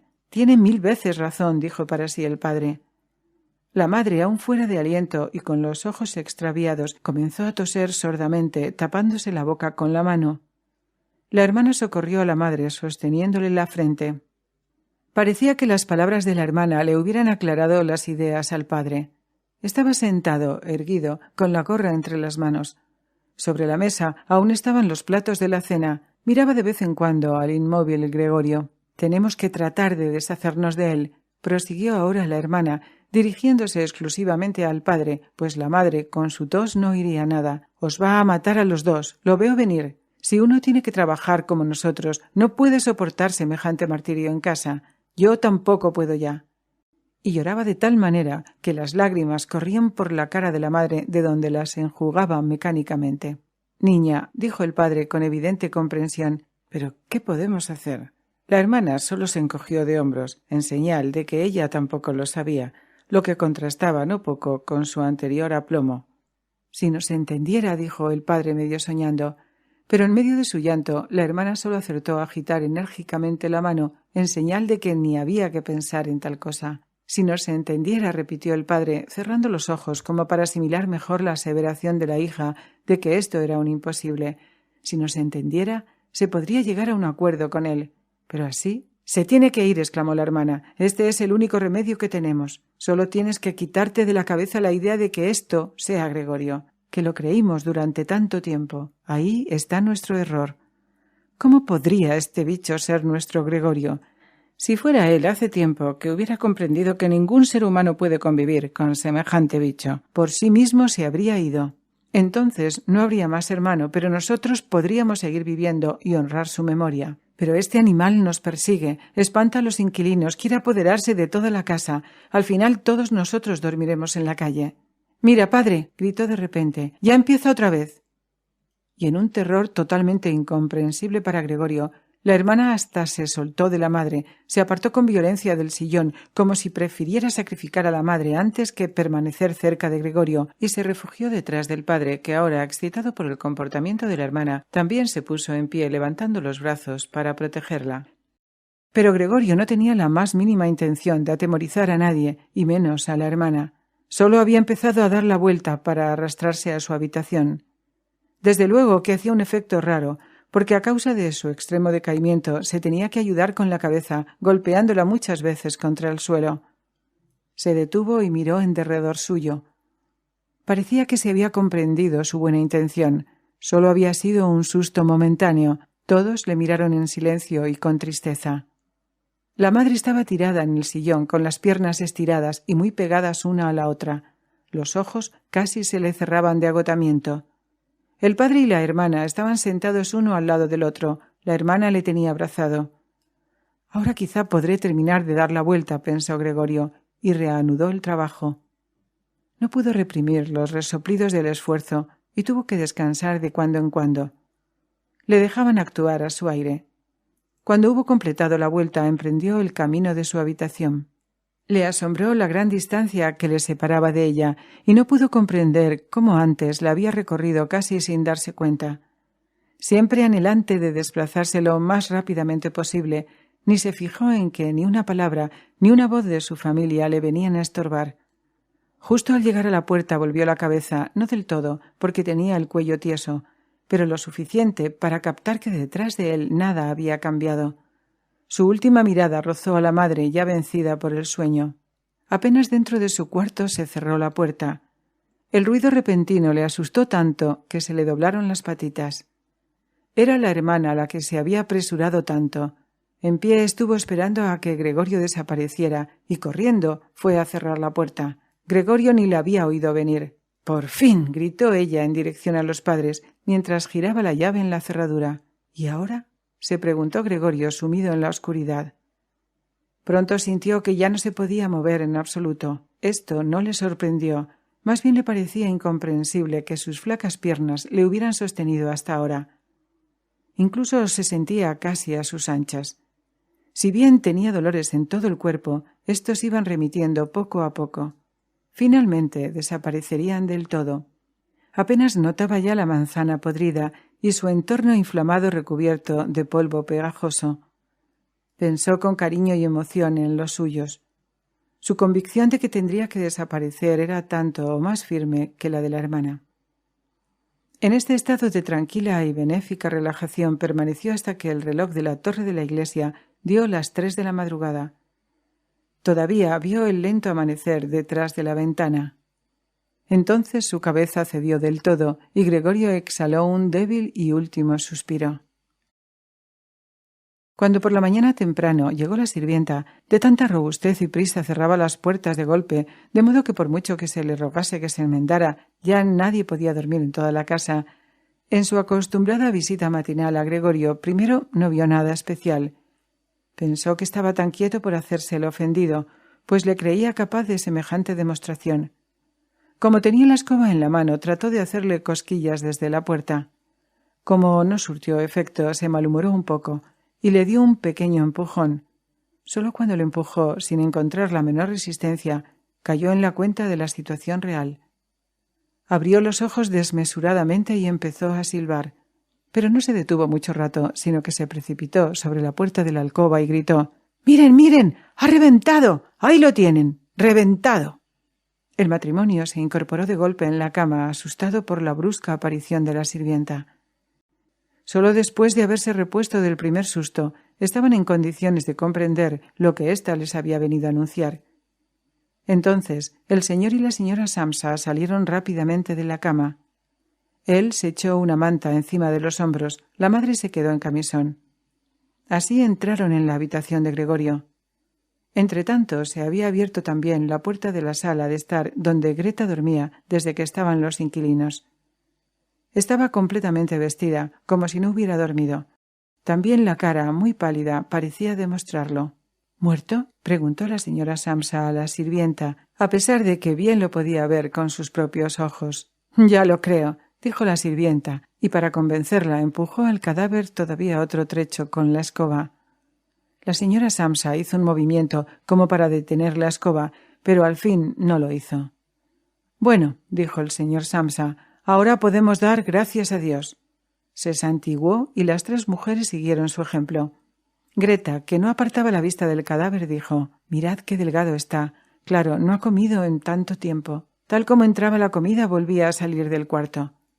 En efecto, el cuerpo de Gregorio era totalmente chato y seco. Esto se vio ahora, cuando ya no se alzaba sobre sus patas y ningún otro detalle distraía la atención. «Greta, ven un ratito con nosotros», dijo la señora Samsa melancólicamente. Y Greta fue tras los padres a la alcoba, no sin volver la mirada una vez más sobre el cadáver. La sirvienta cerró la puerta tras ella y fue a abrir la ventana de par en par. A pesar de la hora temprana, el aire tenía cierta tibieza. Marzo estaba finalizando. Los 3 caballeros salieron de su habitación y vieron con asombro que el desayuno no estaba servido. Se les habría olvidado. «¿Dónde está el desayuno?», preguntó el señor de en medio a la sirvienta. Esta, por toda contestación, puso el dedo sobre la boca y les hizo señas para que entraran en la habitación de Gregorio. Se acercaron con las manos en los bolsillos de sus algo raídas chaquetas y rodearon el cadáver de Gregorio. La habitación ya estaba bañada en luz. Entonces se abrió la puerta del dormitorio y apareció el señor Samsa, trajeado con la librea, de un brazo su mujer y del otro la hija. Tenían cara de haber llorado. Greta apretaba el rostro contra el brazo del padre. Abandonen ustedes inmediatamente mi casa, espetó el señor Samsa, señalando la puerta sin soltar a las mujeres. ¿Qué pretende usted decir?, preguntó el señor de en medio, algo perplejo y con una sonrisa dulzona. Los otros dos caballeros se frotaban las manos como si se prepararan para una gran pelea en la que llevaran todas las de ganar. «Pretendo decir exactamente lo que digo», dijo el padre, y avanzó con las mujeres hacia el caballero. Este primero quedó callado, mirando al suelo como si tuviera que ordenar las cosas en su cabeza. «¿Así que nos vamos?», dijo por fin, levantando la vista hacia el señor Samsa, como si en una repentina humildad se tuviera que cerciorar de que tenía permiso para ello. El señor Samsa solo afirmó con la cabeza y con los ojos muy abiertos. Acto seguido el caballero se encaminó con grandes pasos al vestíbulo. Ambos amigos habían dejado de frotarse las manos y daban saltitos detrás del otro, como si tuvieran miedo de que los Samsa penetraran antes que ellos en el vestíbulo e interfiriesen entre ellos y su conductor. En el vestíbulo, los tres tomaron sus sombreros del perchero, sacaron sus bastones del paragüero, hicieron una muda reverencia y abandonaron la casa de los Samsa. Con una desconfianza totalmente infundada, el señor Samsa salió con las dos mujeres al rellano de la escalera. Inclinados sobre la barandilla, observaron cómo los tres descendían por la larga escalera, lenta pero ininterrumpidamente, desapareciendo en los recodos y volviendo a aparecer momentos más tarde. Cuanto más bajaban, más se esfumaba el interés de la familia por ellos, y cuando se cruzaron con un aprendiz de carnicero que con su carga de carne sobre la cabeza iba subiendo un piso tras otro, el señor Samsa abandonó la barandilla con las mujeres.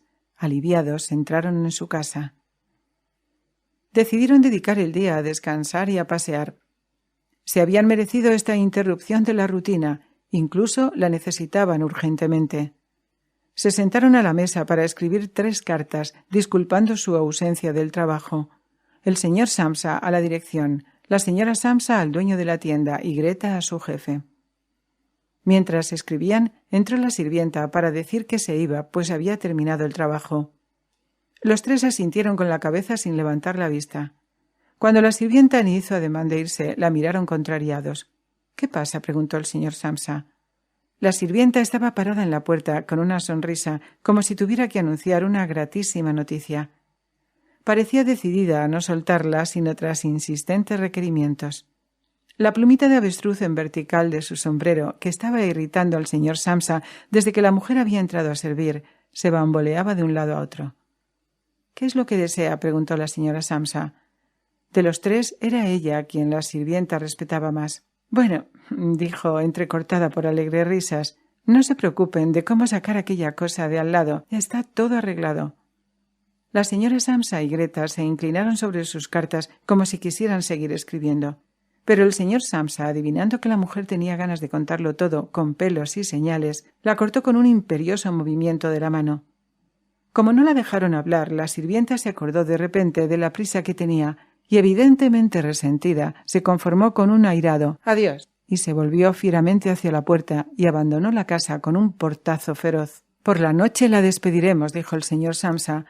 Pero ni la esposa ni la hija contestaron, pues la sirvienta había vuelto a perturbar la calma difícilmente conseguida. Se levantaron, fueron a la ventana y ahí se quedaron abrazadas la una a la otra. El señor Samsa giró el sillón hacia ellas y las miró un rato en silencio. Entonces exclamó: «Venid acá, dejad ya esas viejas cosas, tened también un poco de consideración conmigo». Las dos mujeres le obedecieron al punto, le acariciaron y terminaron rápidamente sus cartas. Después salieron todos juntos, cosa que no había sucedido desde hacía meses. Tomaron el tranvía para salir al campo. El tranvía, eran los únicos pasajeros, estaba inundado de un cálido sol. Cómodamente arrellanados, hacían planes para el futuro. Resultó que las perspectivas no eran del todo malas, pues los 3 empleos eran bastante buenos, cosa que aún no habían tenido el tiempo de comentar, y sobre todo, podrían mejorar más adelante. Lo más importante era cambiar de domicilio. Querían tomar un piso más pequeño y barato, pero mejor situado y más funcional. El actual lo había elegido Gregorio. Mientras conversaban, la hija se iba animando más y más. El señor y la señora Samsa pensaron casi al unísono que la hija, a pesar de todas las penurias que habían hecho palidecer sus mejillas, en el último tiempo se había convertido en una muchacha hermosa y bien plantada. Meditabundos e intercambiando miradas de entendimiento, pensaron que había llegado el momento de buscar un buen marido para ella, y les pareció que era una señal de haber pensado bien cuando la hija, al término del viaje, se levantó la primera y estiró su cuerpo joven. Aquí termina la grabación de La Metamorfosis, de Franz Kafka. El silencio de las sirenas, de Franz Kafka. Existen métodos insuficientes, casi pueriles, que también pueden servir para la salvación. He aquí la prueba. Para guardarse del canto de las sirenas, Ulises tapó sus oídos con cera y se hizo encadenar al mástil de la nave. Aunque todo el mundo sabía que este recurso era ineficaz, muchos navegantes podían haber hecho lo mismo, excepto aquellos que eran atraídos por las sirenas ya desde lejos. El canto de las sirenas lo traspasaba todo. La pasión de los seducidos habría hecho saltar prisiones más fuertes que mástiles y cadenas. Ulises no pensó en eso, si bien quizás alguna vez algo había llegado a sus oídos. Se confió por completo en aquel puñado de cera y en el manojo de cadenas. Contento con sus pequeñas estratagemas, navegó en pos de las sirenas con inocente alegría. Sin embargo, las sirenas poseen un arma mucho más terrible que el canto: su silencio. No sucedió en realidad, pero es probable que alguien se hubiera salvado alguna vez de sus cantos, aunque nunca de su silencio. Ningún sentimiento terreno puede equiparse a la vanidad de haberlas vencido mediante las propias fuerzas. En efecto, las terribles seductoras no cantaron cuando pasó Ulises, tal vez porque creyeron que aquel enemigo solo podía herirlo el silencio, tal vez porque el espectáculo de felicidad en el rostro de Ulises, quien solo pensaba en ceras y cadenas, les hizo olvidar toda canción. Ulises, para expresarlo de alguna manera, no oyó el silencio. Estaba convencido de que ellas cantaban y que solo él se hallaba a salvo. Fugazmente vio primero las curvas de sus cuellos, la respiración profunda, los ojos llenos de lágrimas, los labios entreabiertos. Creía que todo era parte de la melodía que fluía sorda en torno de él. El espectáculo comenzó a desvanecerse pronto.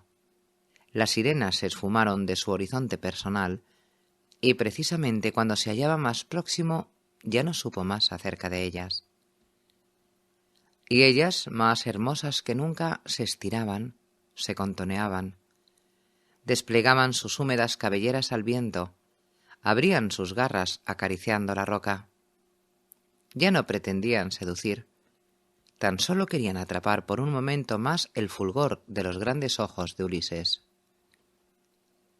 Si las sirenas hubieran tenido conciencia, habría aparecido aquel día.